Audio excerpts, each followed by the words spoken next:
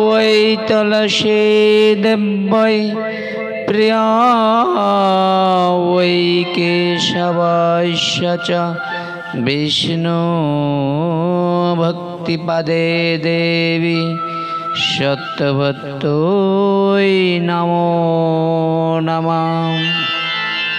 मूकं करोति वाचालं पंगुलंघयते गिरिं यत्कृपातमहं वन्दे परमानन्दो माधव। गुरु ब्रह्मा गुरु विष्णु गुरुदेव महेश्वर गुरु साक्षात् परम ब्रह्म तस्मै श्री गुरवे नमः। जय श्री कृष्ण चैतन्य प्रभु नित्यानंद श्री अद्वैत गदाधर शिवासादि गौर भक्तोविंद। हरे कृष्ण कृष्ण कृष्ण हरे हरे हरे राम राम राम हरे हरे। अक्रोधो परमानंद नित्यानंद राय अभिमान शून्य निताय नगरे बेड़ाय निताय जारे देखे तारे कय दन्ते तीन धरी आमारे किनिया लह बल गौर हरि। जय प्रभु श्यामानंद जय रसिकानंद महाप्रभुर सेवा करे परम आनंद। वासुदेव घोषे कय करो जोड़ो हाथ जे गौरे से कृष्ण से जगन्नाथ। ओम नमः भगवते वासुदेवाय। ओम नमः भगवते वासुदेवाय। ओम नमः भगवते वासुदेवाय।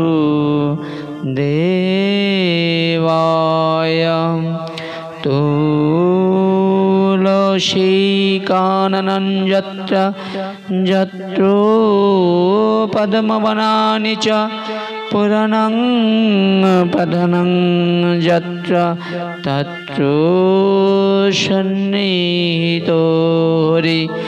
नारायणं नमस्कृतं नरो चैव नरोत्तमः देवी सरस्वती व्यासो ततो जयमुदीरयेत्। निगमकल्पतरुर्गलितं फलं सुखोमकदमृतदर्भ संयुत पिबत भगवतो रसमालया मुहुरहो रसिका भुवि भावुका। नमस्ते वैष्णव कृष्ण नमस्ते वैष्णव गुरु नमस्ते गौर भक्तिर चरणे भो নমো নমঃ। জয় জয় শ্রী গৌরাঙ্গের ভক্ত চন্দ্রগণা, যাদের প্রেম জ্যোৎস্নায় আলো কইল ত্রিভুবনা। জয় জয় মহাপ্রভুর ভক্ত একান্ত, সবে মিলে পদরাজ দেহ মোর শিরপান্ত। বেদে কহে তোমাদের করুণা বিহলে, কৃষ্ণ নাই মিলে যোগ সমাধি সাধনে। অতএব তোমার সবাই আমার অসংখ্য অসংখ্য প্রণাম। কৃপা করে দেহ মোরে ইষ্ট বরদান। গন্ধের প্রারম্ভে করি মঙ্গলাচরণ। গুরু বৈষ্ণব ভগবান এ তিনের শরণ। এ তিনের শরণে হয় বিঘ্ন বিনাশন। অনাশে হয় নিজ বাঞ্ছিত পরানা। সকল সতার বৈষ্ণবে করি প্রণাম। সকলের চরণ ধুলে দিও মস্তকে আমার। সংক্ষেপে সবাইয়ের চরণ বন্দনা করি। মনানন্দে প্রেমানন্দে বলুন নিতাই গৌর হরি। নিতাই গৌর প্রেমানন্দে হরি হরি বল।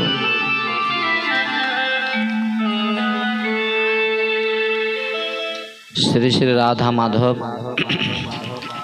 এবং নিতাই গৌরের অনন্ত কৃপায় আজকের এই শুভ তিথিতে আমরা অনেক সৌভাগ্যের ফলে মহৎ সঙ্গে বসে ভাগবতী কথা শোনার সৌভাগ্য লাভ করেছি।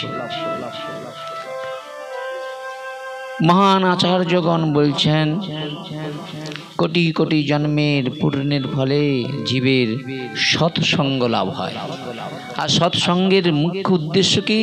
প্রেম এবং ভক্তি লাভ করা। সৎসঙ্গের মুখ্য উদ্দেশ্য প্রেম এবং ভক্তি। আর সেই প্রেম ভক্তি জগতে খুব দুর্লভ। জগতে সব কিছু ভগবান দিয়ে রেখেছে আমাদেরকে, কিন্তু ভগবান আমাদের জীবন থেকে ওই বস্তুটাই সরিয়ে নিয়েছে যেখানে শান্তি থাকে। প্রেম যদি কারো এসে যায়, যেই সংসারে প্রেম থাকবে, ভক্তি থাকবে, সেই সংসারে শান্তি প্রতিষ্ঠিত হয়ে যাবে। নিতাই গৌর প্রেমানন্দের। তাই আসুন শ্রী শ্রী রাধা মাধব এবং নিতাইয়ের গৌরের অনন্ত কৃপায় আজকের এই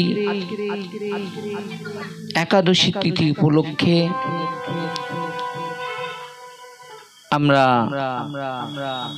সকলেই সমাবেত হয়েছি ভগবানের অপ্রাকৃত অমৃতময় লীলা কথামৃত আস্বাদন করবার জন্য উপস্থিত হয়েছি। সেই ভাগবতীয় কথা পরিবেশনের পূর্বে সর্বাগ্যে পরম আরাধ্য পরম করুণার ঘন বিগ্রহ শ্রী গুরুপাদ পদ্ম, মদীয় গুরুপাদ পদ্ম শ্রীধাম মায়াপুর চৈতন্য আশ্রমের বর্তমান আচার্য ওং বিষ্ণুপাদ ত্রিদণ্ডী স্বামী ভক্তি কমলে ঋষিকেশ মহারাজের শিরাতুল চরণ কমলে ভক্তিপূর্বক অনন্ত অনন্ত কোটি প্রণাম নিবেদন করছি।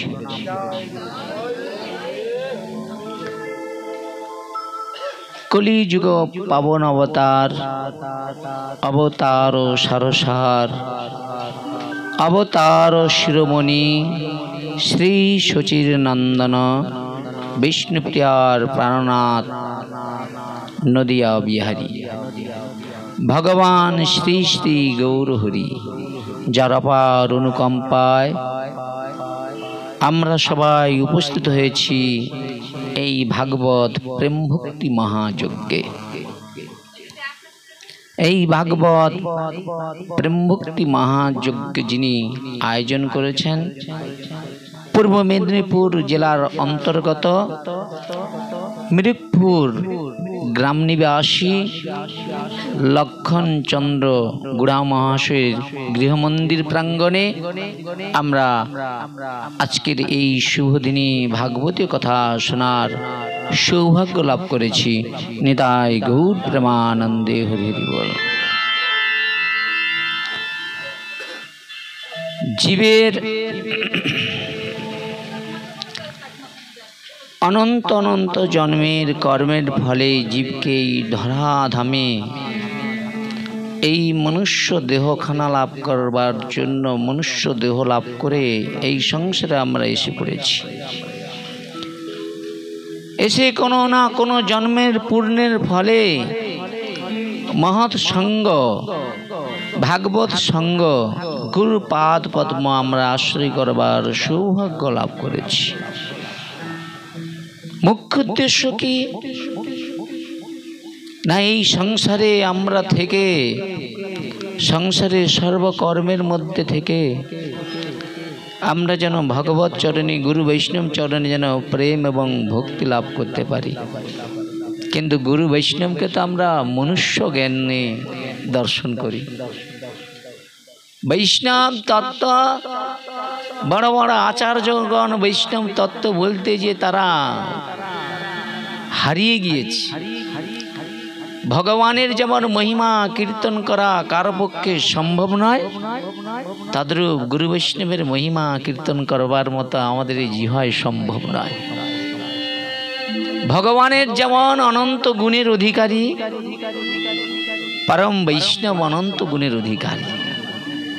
বৈষ্ণব কেমন, যার হৃদয়টা শিশু সন্তানের মতো, যিনি সদা সর্বদাই মায়াবদ্ধ জীবের মঙ্গলের জন্য চিন্তা করে। ব্যাসদেবের মতো, ব্যাসদেব মনুষ্য প্রজন্মের কল্যাণের জন্য স্বয়ং ভগবান নারায়ণ ব্যাস হয়ে এই জগতে এসেছিলেন। মুখ্য উদ্দেশ্য কি? মানুষে মানুষে হিংসা, মানুষে মানুষে বিবাদ, মানুষে মানুষে কত মারামারি কাটাকাটি। হ্যাঁ, সাউন্ড বাড়াতে বলছেন, এই সাউন্ডটা তোর একটু সাউন্ডটা কম। সেই মানুষে মানুষে হিংসা, মানুষে মানুষে বিবাদ দেখে ব্যাসদেব মনে মনে চিন্তা করলেন, জীবের পরম মঙ্গল কিভাবে, জীবের পরম মঙ্গল কিভাবে হয়, সেই চিন্তায় পড়েছে পরাশর নন্দন ব্যাস। এই জগতে জীব আমরা জন্মগ্রহণ করি, নিজের সদা সর্বদাই কি করে মঙ্গল হয় সেই চিন্তায় রয়েছে। আমরা অপরের মঙ্গলের চিন্তা করতে পারি, অপরের ভালো কোনোদিন ভগবানের কাছে বলেছি, প্রভু ওই মানুষটা অনেক বিপদে পড়েছে, ও ব্যাধিগ্রস্ত হয়েছে, আজ এই পরম একাদশী ব্রত যদি আমি একটু নিষ্ঠা করে থাকি, যদি ব্রতটা হয়ে থাকে, কালকে একবার ভগবানের কাছে যে ওই পারণটা নেওয়ার সময় একবার চোখের জল দিয়ে ভগবানকে জানিয়েছি, ভগবান এই একাদশীর পুণ্যটা ওই যে লক্ষণচন্দ্র গুড়া মহাশয়, হ্যাঁ, আমি উনার ওই আত্মকল্যাণের জন্য, ওনার পূর্ব পরিজনের আত্মকল্যাণের জন্য আমি এই ভজনটা ওনার উদ্দেশ্যে অর্পণ করে দিয়েছি। বলে ফল খাবো আমি, কষ্ট করব আমি, আর আমি আমার ভজনটা ওরে দিয়ে দেব। ভগবান বলল, ভজন তো দূরের কথা, বৈষ্ণবজন তার নিজের দেহটাই অপরের কল্যাণে উৎসর্গ করে দেয়। হতে পারে কলিযুগ, কি বাবা, হতে পারে কলিযুগ, এখনো বৈষ্ণব তত্ত্ব আছে বলেই আমরা রয়েছি। কি তো এই জগৎ সংসারে জীব মহৎ সঙ্গ, সাধু সঙ্গ করার মুখ্য উদ্দেশ্য আমাদের জানতে হবে। তাই ভগবান ব্যাস রূপে জগতে এলেন। আসার মুখ্য উদ্দেশ্য কি? মানুষের সংসারে যেন শান্তি প্রতিষ্ঠা হয়। কি বাবা, শান্তি প্রতিষ্ঠা? আজকে বলুন তো, আমরাও তো সবাই শান্তি প্রতিষ্ঠা করার জন্য, কেউ চাকরি করছি, কেউ মাস্টারি করছি, কেউ ডাক্তারি করছি, কেউ উকিল কে কিন্তু বলুন তো মা, আপনি বুকে হাত দিয়ে গর্ব করে বলেন আমার ছেলেটা মাস পুরালে 1 লক্ষ টাকা করে বেতন পায়, গর্ব করেন না? কিন্তু আপনার ছেলেটা 1 লক্ষ টাকা করে রোজগার করে যে বেতনটা পায়, তার দ্বারাই কি আপনার সংসারের সুখ এবং শান্তির? এই এখান থেকে সরে যাও, কিন্তু কথা বলা চলবে না, ভাগবতের কাছে কথা বললে আমার বহু কষ্ট হয়। তো 1 লক্ষ টাকা বেতন যে পায়, সেই মানুষটাও কিন্তু বুকে হাত দিয়ে বলতে পারে না আমি শান্তিতে পাই, আমার পরিবারে শান্তি নাই। কিন্তু এমন একজন আছে ভিক্ষা করে গোবিন্দের সংসার বানিয়ে নিত্য বৈরাগ্য ধর্মকে আশ্রয় করে সদা সর্বদা ইষ্ট চিন্তায় মগ্ন রয়েছে, কিভাবে পরের মঙ্গল করা যায়। আর যিনি পরের মঙ্গল চায় তিনি তো পরম আনন্দে সুখে শান্তিতে জীবন যাপন করে এবং মৃত্যুর পরেও তাকে এই পঞ্চভৌতিক দেহটা ত্যাগ করার পরে সেই বৈকুণ্ঠ ধামে বিষ্ণু পার্শ্বদরা নিয়ে কি করে, তাকে বৈকুণ্ঠে নিয়ে যায়, তাকে কখনো যম যন্ত্রণা ভোগ করতে হয় না। তাহলে ব্যাসদেব স্বয়ং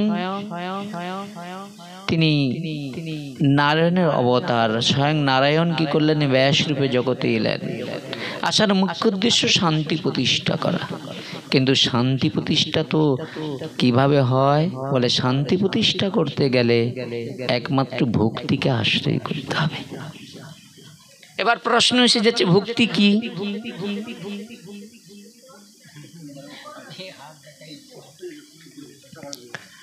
ভক্তি কি?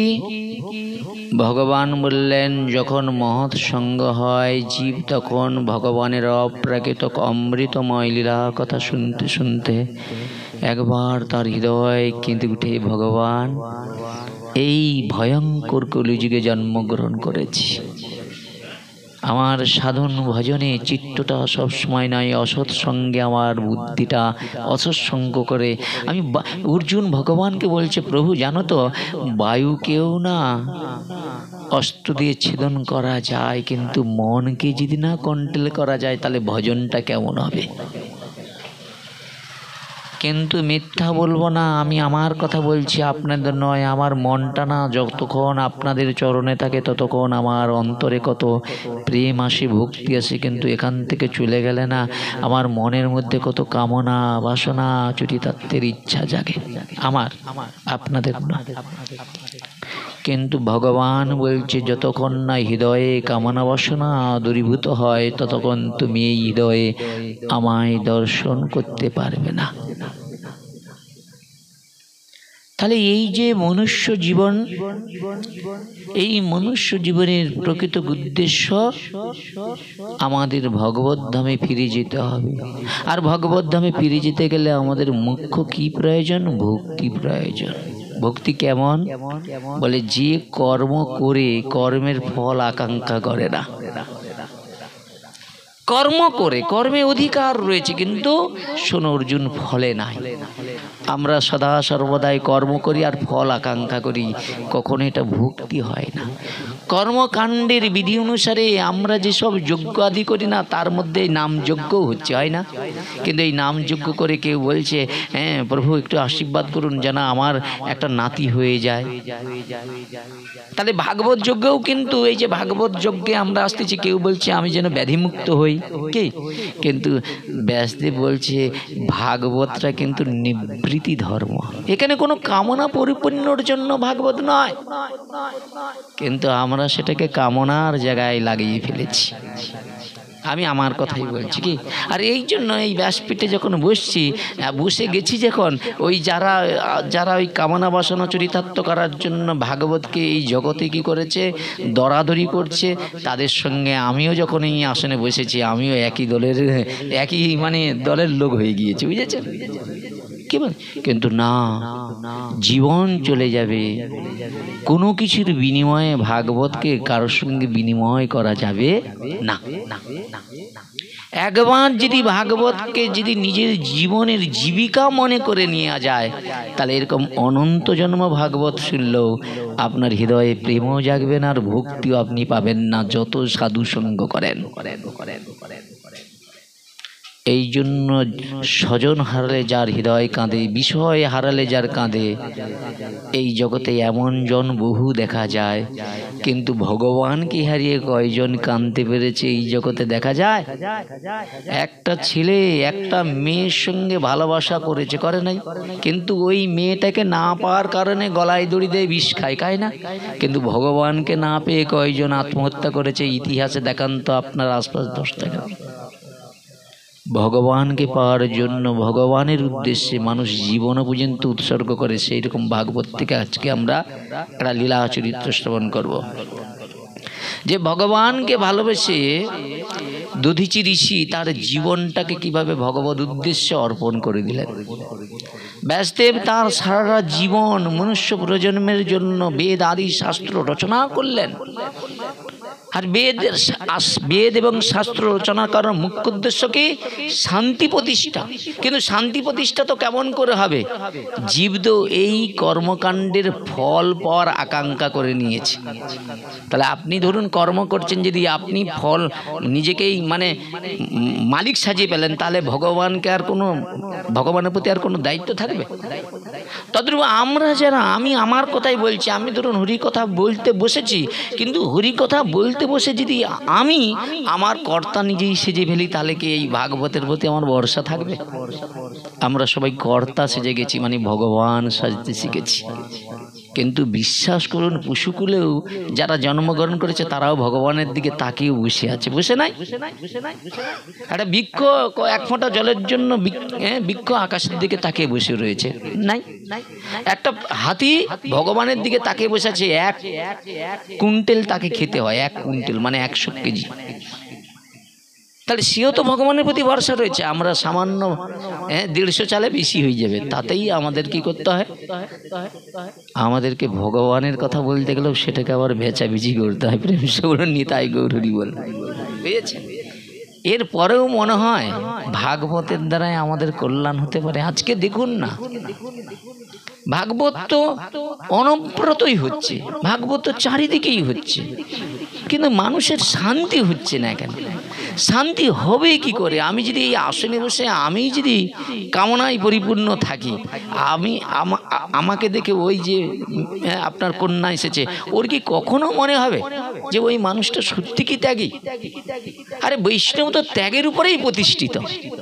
আজকে আমরা কি হয়েছে জানো তো? জ্ঞানের উপরে প্রতিষ্ঠিত করেছি, কিন্তু উদ্ধবের কিনা জ্ঞান ছিল, কত জ্ঞানী ছিল। কিন্তু ভগবান উদ্ধবকে যখন ব্রজে পাঠিয়েছিল, ব্রজগোপীদের সঙ্গে যখন ভগবানের সেই প্রেমের কথা, তাদের ভক্তির দৃশ্য দেখে মনে মনে চিন্তা করলো, ওই বৃন্দাবনে যদি ওই ব্রজগোপীদের চরণে রেণু হতে পারতাম, তাহলে আমি আমার জ্ঞানকে অনেক বড় মনে করতাম, আমার জীবনকে অনেক ধন্য মনে করতাম। উদ্ধব বৃহস্পতির শিষ্য ছিলেন, জ্ঞানে একবার পরিপূর্ণ। আর ভগবান বলছে উদ্ধব জ্ঞানের দ্বারায়, দানের দ্বারায়, তপস্যার দ্বারায়, সেবা পূজার দ্বারায় জীব আমাকে পাওয়ার চেষ্টা করে, কিন্তু আমি নিত্যমুক্ত। কিন্তু জীব যতক্ষণ না আমাকে চাওয়ার প্রচেষ্টা করুক না কেন, আমা ভজে বিষয় মাগে, সে বড় মূর্খ। আমি বিজ্ঞ, এই মূর্খে বিষয় কেন দেব? সহচরামিত দিয়ে বিষয় ভোলাবো। এই জন্য ভগবানকে একজন ভালোবেসেছিল, তার ইতিহাস দেখুন, তা হলো সুদামা। সুদামা ভগবানকে ভালোবেসেছিল, কিন্তু এই জগতে আমাদের মতো ভক্তরা স্বার্থের জন্য ভগবানকে ভালোবাসি, নাম যশ প্রতিষ্ঠা পাওয়ার জন্য ভালোবাসি ভগবানকে, কিন্তু সুদামা ভগবানকে ভালোবেসেছিল স্বার্থহীন। আমরা একাদশী ব্রত করি কি ফল খেয়ে, একটু অনুকল্প গ্রহণ করি না, কিন্তু সুদামার ঘরে একাদশী ব্রত রোজই লেগে থাকতো। 3-4 দিন খেতে পেত না, কোনোদিন ভগবানের কাছে একবারও কেঁদে বলে না যে প্রভু আমি দুঃখে রয়েছি, আমি কষ্টে রয়েছি। যে ছেলেটা খোঁড়া হয়ে চলতে পারে না, চোখে দেখতে পায় না, কানা হয়ে জন্মগ্রহণ করেছে, আরে তার থেকে তো আমি আপনি অনেক ভালো আছে, তারপরেও আমরা ভগবানকে কত না গালিমন্দ করি। একটা মানুষ দুমুঠো খাওয়ার জন্য জানেন তো এই রোদে কত কষ্ট করে যন্ত্রণা ভোগ করে কর্ম করছে, আর আমরা ঠাকুরের কৃপায় এরকম পাকার বাড়িতে পাকার মধ্যে রয়েছি। তো আমরা ভগবানকে বলছি, ভগবান ওদের ঘরে এসি আছে, আমার ঘরে পাকা কেন? কবে এসিটা হবে? বুঝলেন, মানে চিন্তাটা ভাবনাটা তো সম্পূর্ণ আলাদা, জড় সুখ পাওয়ার প্রবণতা। কিন্তু ভক্ত তো বলছে ধর্ম অর্থ কাম মোক্ষ কোনোটাই আকাঙ্ক্ষা করে না। ভগবান কি করে, যখন ভক্তকে পরীক্ষা করার জন্য ভগবান মাথায় করে ফেরি করে, শালক্য সাজুজ্য শাস্তি এইসব দেওয়ার জন্য ভগবান ফেরি করে, এই জীব তুমি আসো আমার কাছে এগুলো পাবে। কিন্তু ভগবানের প্রিয় ভক্ত চোখের জল দিয়ে বলে, প্রভু ওগুলো কিছু আমার প্রয়োজন নয়, আমি হয়তো কিছু ভক্তি ছাড়া অন্য কিছু প্রয়াস করি না। বলে ওইগুলো যারা পায় তারা তোমার চরণে শুদ্ধ ভক্তিটাই হারিয়ে ফেলে। তাই ভগবান তোমার মতো ঐশ্বর্য আমার লাগবে না। আমাকে ভগবান তুমি অনেক সুখে রেখেছো, অনেক শান্তিতে রেখেছো। আরে আমাকে তো কানা খোড়া করো নাই, আমাকে তো একটা রোজগার দিয়েছো। তা আমি সেই রোজগার দিয়ে যা বাজারটা করে নিয়ে আসবো, সেই এতদিন ধরে আমি সংসার পরিজনের জন্য বাজার করেছি।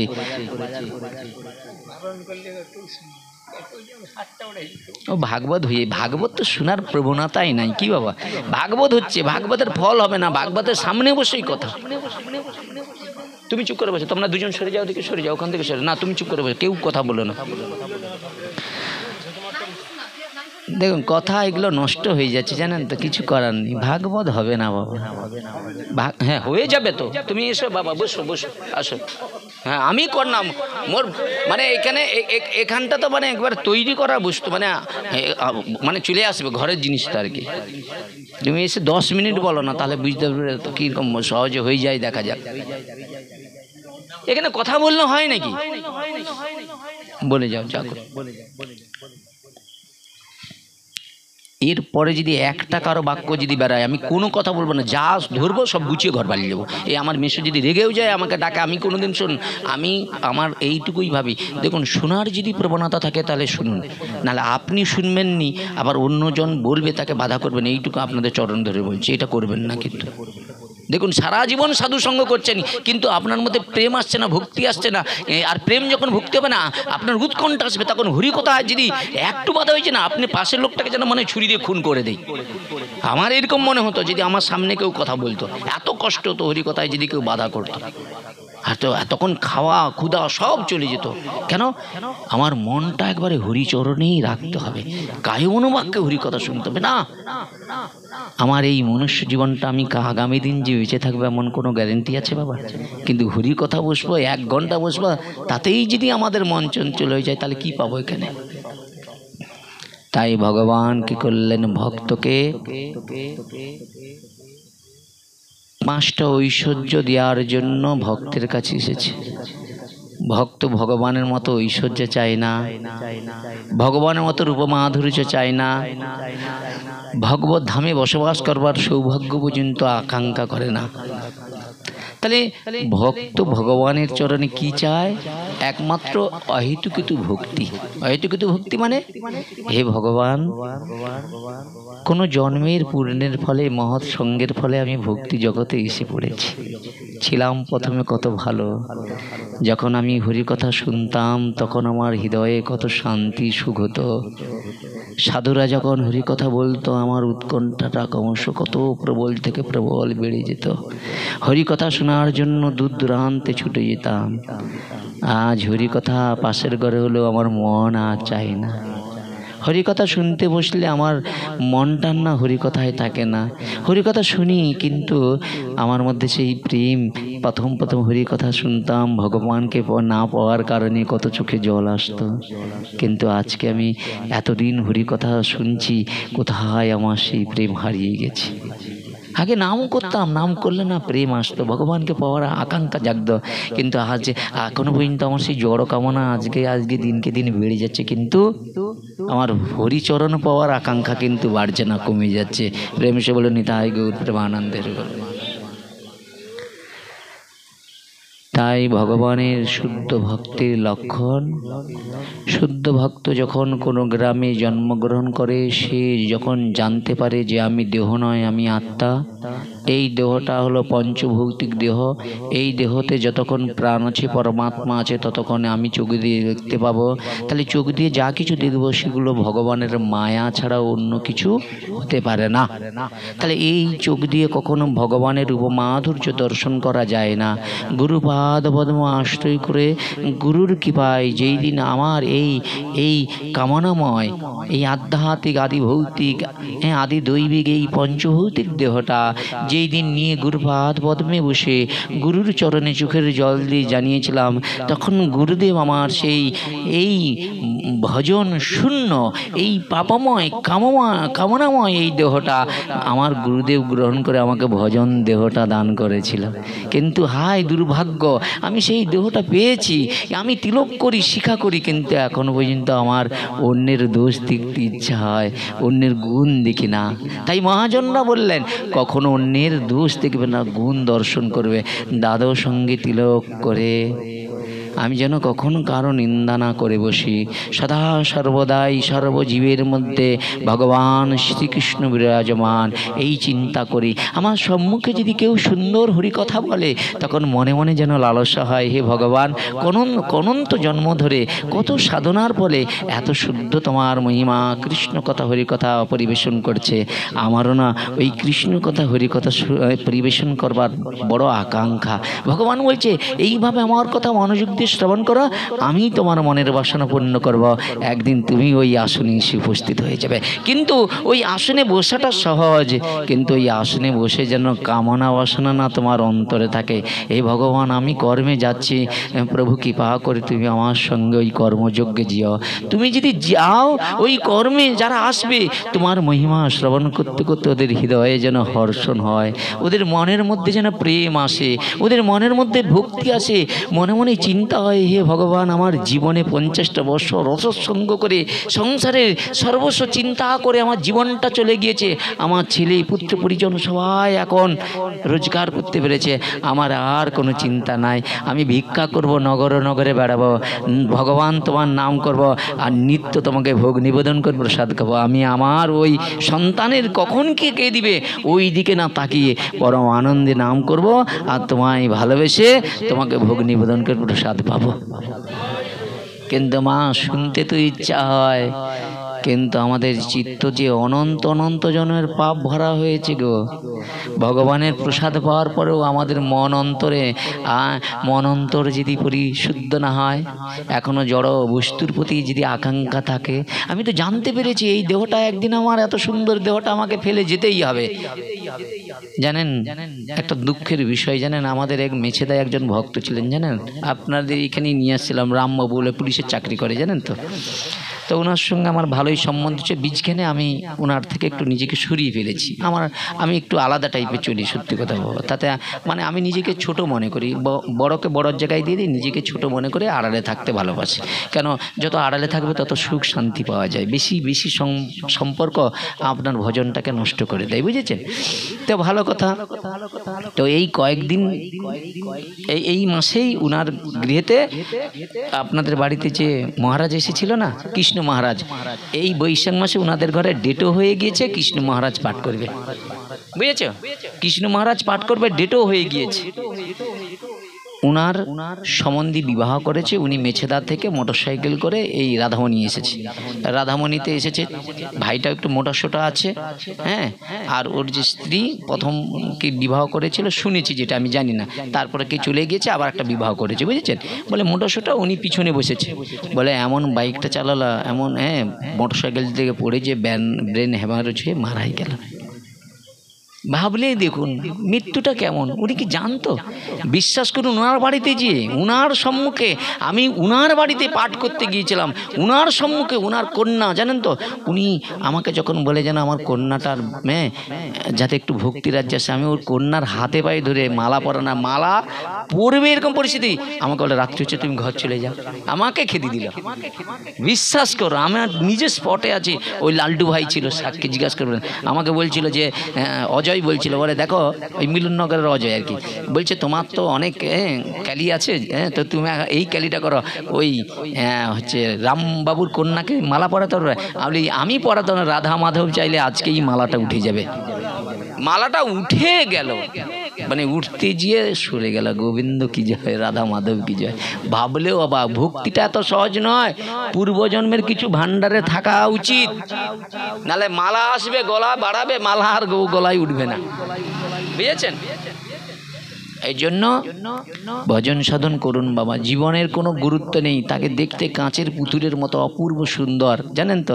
এই সুন্দর দেহ পেয়ে সুন্দর কাজ না করে নরকের কীট হতে চলেছে। জীবনটা দেখুন, এই যে অ্যাক্সিডেন্ট হয়ে মৃত্যু, আজকে আমি জানি না, এই আসনে বসে বলছি, আমার ভাগ্যে কর্মফল কি লেখা আছে আমি তা জানি না, কিন্তু যদি আমি ভজন সাধনটা যদি নিঃস্বার্থভাবে করি, আমার যদি অ্যাক্সিডেন্টেও মারা যায়, আমার কখনো পেতজনিতে জন্মগ্রহণ হবে না, যদি ভজনটা ঠিক থাকে। আর ভজন সাধন যদি ঠিক না থাকে, ওই অ্যাক্সিডেন্ট মানে সঙ্গে সঙ্গে পেতত্ব হবে। বংশে যতক্ষণ না কৃষ্ণ ভক্ত জন্মগ্রহণ করে, ওখান থেকে উদ্ধার পাওয়ার আর কোনো উপায়ই থাকবে না। এই জন্য বুঝার চেষ্টা করুন। ভালো কথা। তো সেই জায়গায় দাঁড়িয়ে শুদ্ধ ভক্তের মুখ্য উদ্দেশ্য কি না? ভগবত চরণে একমাত্র ভক্তি লাভ করতে হবে। ভক্তি কি না? ভক্তি ভগবানকে দিতে পারে। তাহলে এই জগতে আমরা জ্ঞানের দ্বারায়, বিদ্যার দ্বারায়, তপস্যার দ্বারায়, দানের দ্বারায় আমরা কিন্তু ভগবানকে পাবো না। ভগবানকে পাবো ভক্তির দ্বারায়। আপনি দান করছেন, কিন্তু যদি ভক্তি না থাকে, আপনি দান করছেন, আপনি মনে করছেন আমি দাতা, তাহলে আপনি যদি দাতা হন দানের, তাহলে আপনি যেদিন আসেন সেদিন তো খালি হাতে আসছিলেন, ঠিক? তাহলে এই যে কর্মফলটা তো ভগবান, আপনি পূর্বজন্মের কর্মের ফলে আপনি এই জন্মে অনেক ধন ঐশ্বর্য পেয়েছেন। সেটা কিসের জন্য? না ভগবত প্রীতির উদ্দেশ্যে, যে হে ভগবান, এই বাড়িটাও আমার নয়, আর আমার এই অর্থ আমার নয়, সবই তোমার, শুধু উপলক্ষ আমি। কিন্তু আমাদের ঘুরে যায় আমি। এই জন্য ভজনে বলা আছে আমি এবং আমার। কৃষ্ণ ভক্তের মধ্যে এই কথাটা যেন না থাকে, আমি এবং আমার। এই সংসারে কৃষ্ণ ভক্তের কিছু ছিলও না, কিছু থাকবে না। আর যদি কিছু থাকে, সেটা গুরু বৈষ্ণবের চরণ, ভক্ত বৈষ্ণব চরণ আর ভগবানের চরণ। এই তিনটাকে সার করে নিন। ওই তিনটাকে বাদ দিয়ে অন্য কিছু যদি নিতে চান, অন্য যদি কিছু পাওয়ার চেষ্টা করেন, তাহলে কিন্তু আপনার ভক্তিটা আপনার জীবন থেকে চলে যাবে। ভক্তির জন্ম হয় কিন্তু মহৎ সঙ্গে। মহৎ কে? মহৎ কি? মানে ধরুন দূর থেকে, বিদেশ থেকে এসে এখানে এসে, হ্যাঁ, একদিন এসে আমি পাঠ করে দিলাম, আমি মহৎ হয়ে গেলাম। মাঠে পড়ে থাকতে হবে চিটিয়ে, ওর লাত খেতে হবে, জুতা খেতে হবে, গায়ে থুতু ফেলবে, তারপরেও তোমাকে এত সহ্য করে চেষ্টা করে যেতে হবে। কিন্তু সেটা কলিযুগে খুব কঠিন। ওই একদিন যদি আপনার গ্রামে কেউ আসে, সে অনেক সুখের। রোজ আসা মানে সমস্যা। কি বাবা? কিন্তু বলছে কিবা বিপ্র কিবা সূত্র নাস্যি কেন নয়, যেই কৃষ্ণ তত্ত্ববেত্তা সেই গুরু হয়। তাহলে গুরুর কর্তব্য মায়াবদ্ধ জীবের দরে দরে যাওয়া। মানে একদিন গুরুদেব মন্ত্র দিয়ে দিচ্ছে, আজ 5 বছর আর গুরুদেবের সঙ্গে আমার সম্বন্ধ নেই, মানে আমার গুরু পাদপদ্মা আশ্রয় হলো না। হয়েছে? গুরু পাদপদ্মা আশ্রয় করার কারণটা কি? আত্মজ্ঞান। কি করে ভগবানকে পাওয়া যাবে, সেই সঠিক পথটা আমাকে পেতে হবে। এই জগতে পড়াশোনা করে আমি জ্ঞান অর্জন করে অর্থ রোজগার করতে পারি, ওই অর্থের দ্বারা আমি ভগবানকে পেতে পারি না। আমাকে মেন পেতে হবে ভক্তি। আর সেই ভক্তি ধনটাই তো গুরুদেবের কাছে ভগবান রেখেছে। আর তুমি সেই ধনটা অন্য কোথাও খুঁজলে পাবে কোথা থেকে? সুখী তখনই হবে যেই দিন আপনি আপনার গুরুকে কখনো মনুষ্য জ্ঞান করবে না। গুরু স্বয়ং ভগবানের স্বরূপ। এবার আপনার মনুষ্য জ্ঞান এসে যাচ্ছে কেন? আমার মনুষ্য জ্ঞান এসে যাচ্ছে কেন? বলে আমি যাকে গুরু রূপে বরণ করেছি, তার মধ্যে কামনা বাসনাটা অধিক বেশি থাকার জন্য আমার মনের মধ্যে সংকোচ এসে যাচ্ছে, যে গুরুরা তো এই জগতে কিছু পাওয়ার জন্য আসে না, এরা দিতে আসে।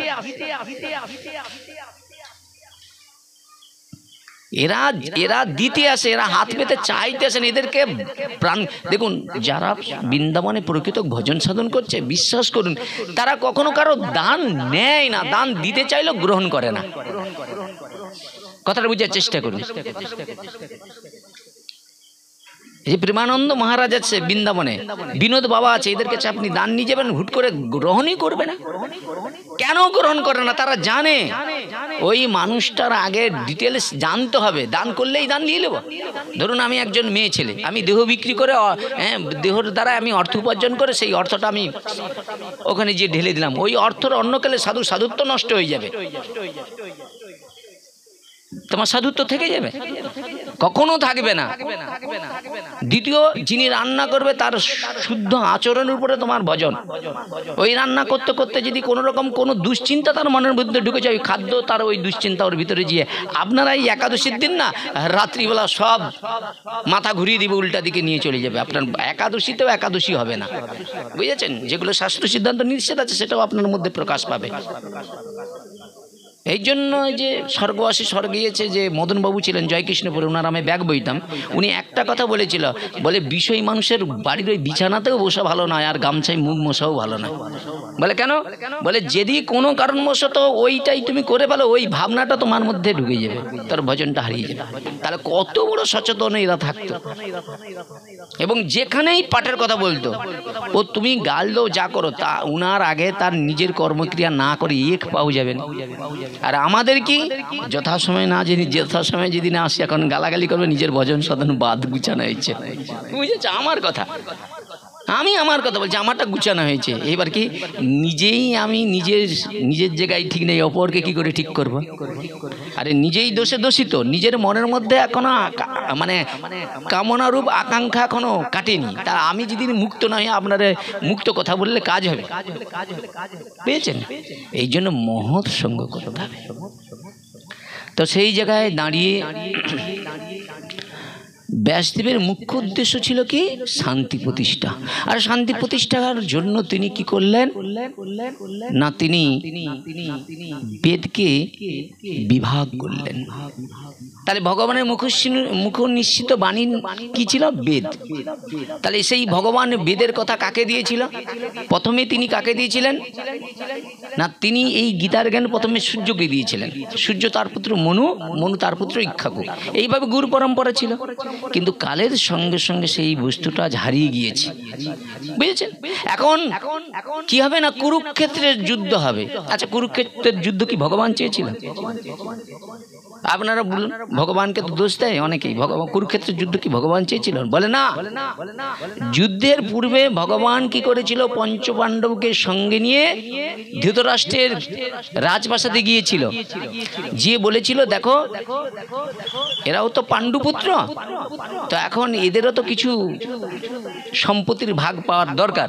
তা তুমি তো তোমার সব কিছু এদের ভাগের বস্তু সব আত্মসাৎ করে গ্রহণ করছো।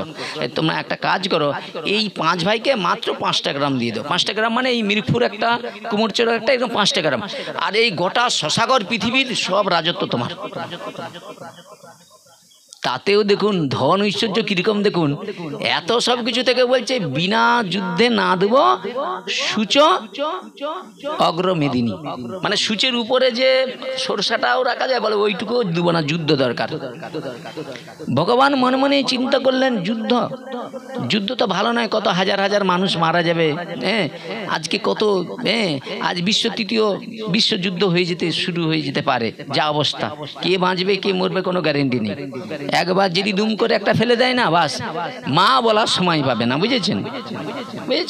ওই ব্রহ্মাস্ত্র যেমন ছেড়ে দিয়েছিল ওই দ্রোণাচার্যের পুত্র অশ্বত্থামা, তখন মা উত্তরা কি করলেন? ভগবানের চরণে পড়ে কাঁদতে শুরু করলেন। ভগবান তার সর্বশক্তি দিয়ে কি করলেন? গর্ভস্থ সন্তানকে কি করলেন না, গর্ভস্থ সন্তানকে সেই সুদর্শন চক্র দিয়ে রক্ষা করলেন, সুরক্ষিত করলেন।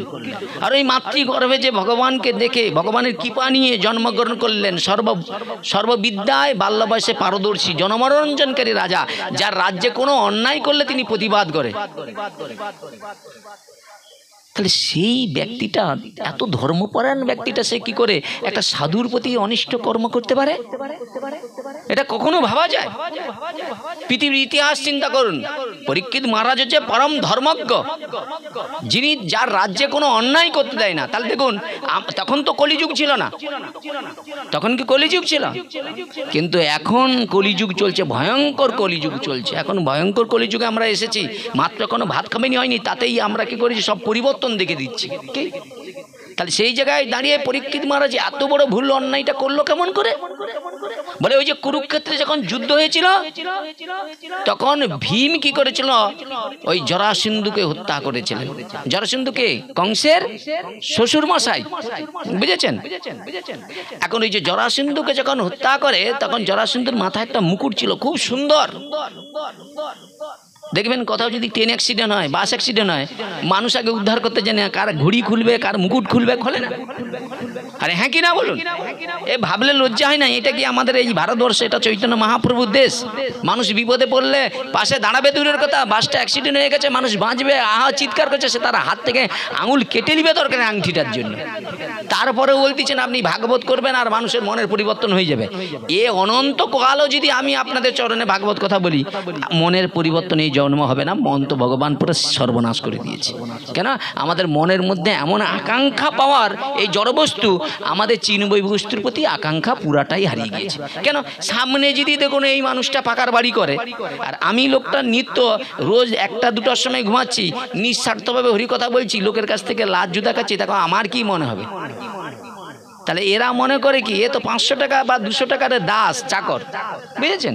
আর সেই কারণে কি হয়, তোমাকে কাজে লাগিয়ে দিচ্ছে।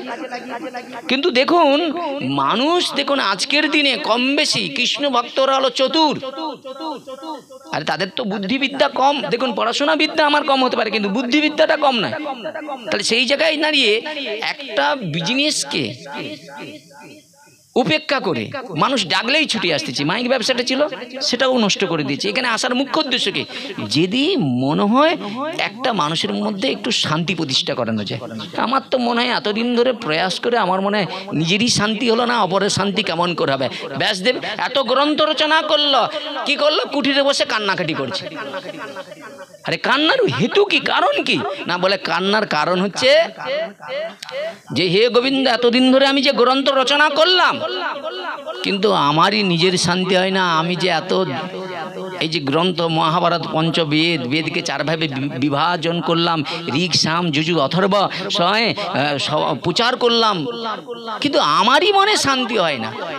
তাহলে আমার প্রশ্ন হচ্ছে কি, ধরুন আমি বক্তা, আপনাদের চরণে বসেছি, আমার যদি শান্তি না হয় তাহলে আপনারা শান্তি পাবেন কেমন করে? তাই ব্যাসদেব মনে মনে কি করছে, সরস্বতী নদীর তটে বসে চোখের জলে কাঁদছে। আচ্ছা বলুন তো, আপনি কাঁদছেন, ভগবানের কি যায় আসে? ভগবান বললাম আমি দুটো জিনিস সহ্য করতে পারে না। ভগবান তিনি ব্যাস হলেন, ভগবান নারায়ণের মূর্তি ব্যাস, একবারে জ্ঞানে পরিপূর্ণ। তিনি আজ কি করেছেন, গ্রন্থাদি রচনা করে কাঁদছে। কিসের জন্য? কান্নার হেতু কি, কারণ কি? বলে এতদিন ধরে যে গ্রন্থাদি রচনা করেছে, জগতে এত প্রচার করছে, কিন্তু মনে শান্তি হচ্ছে না।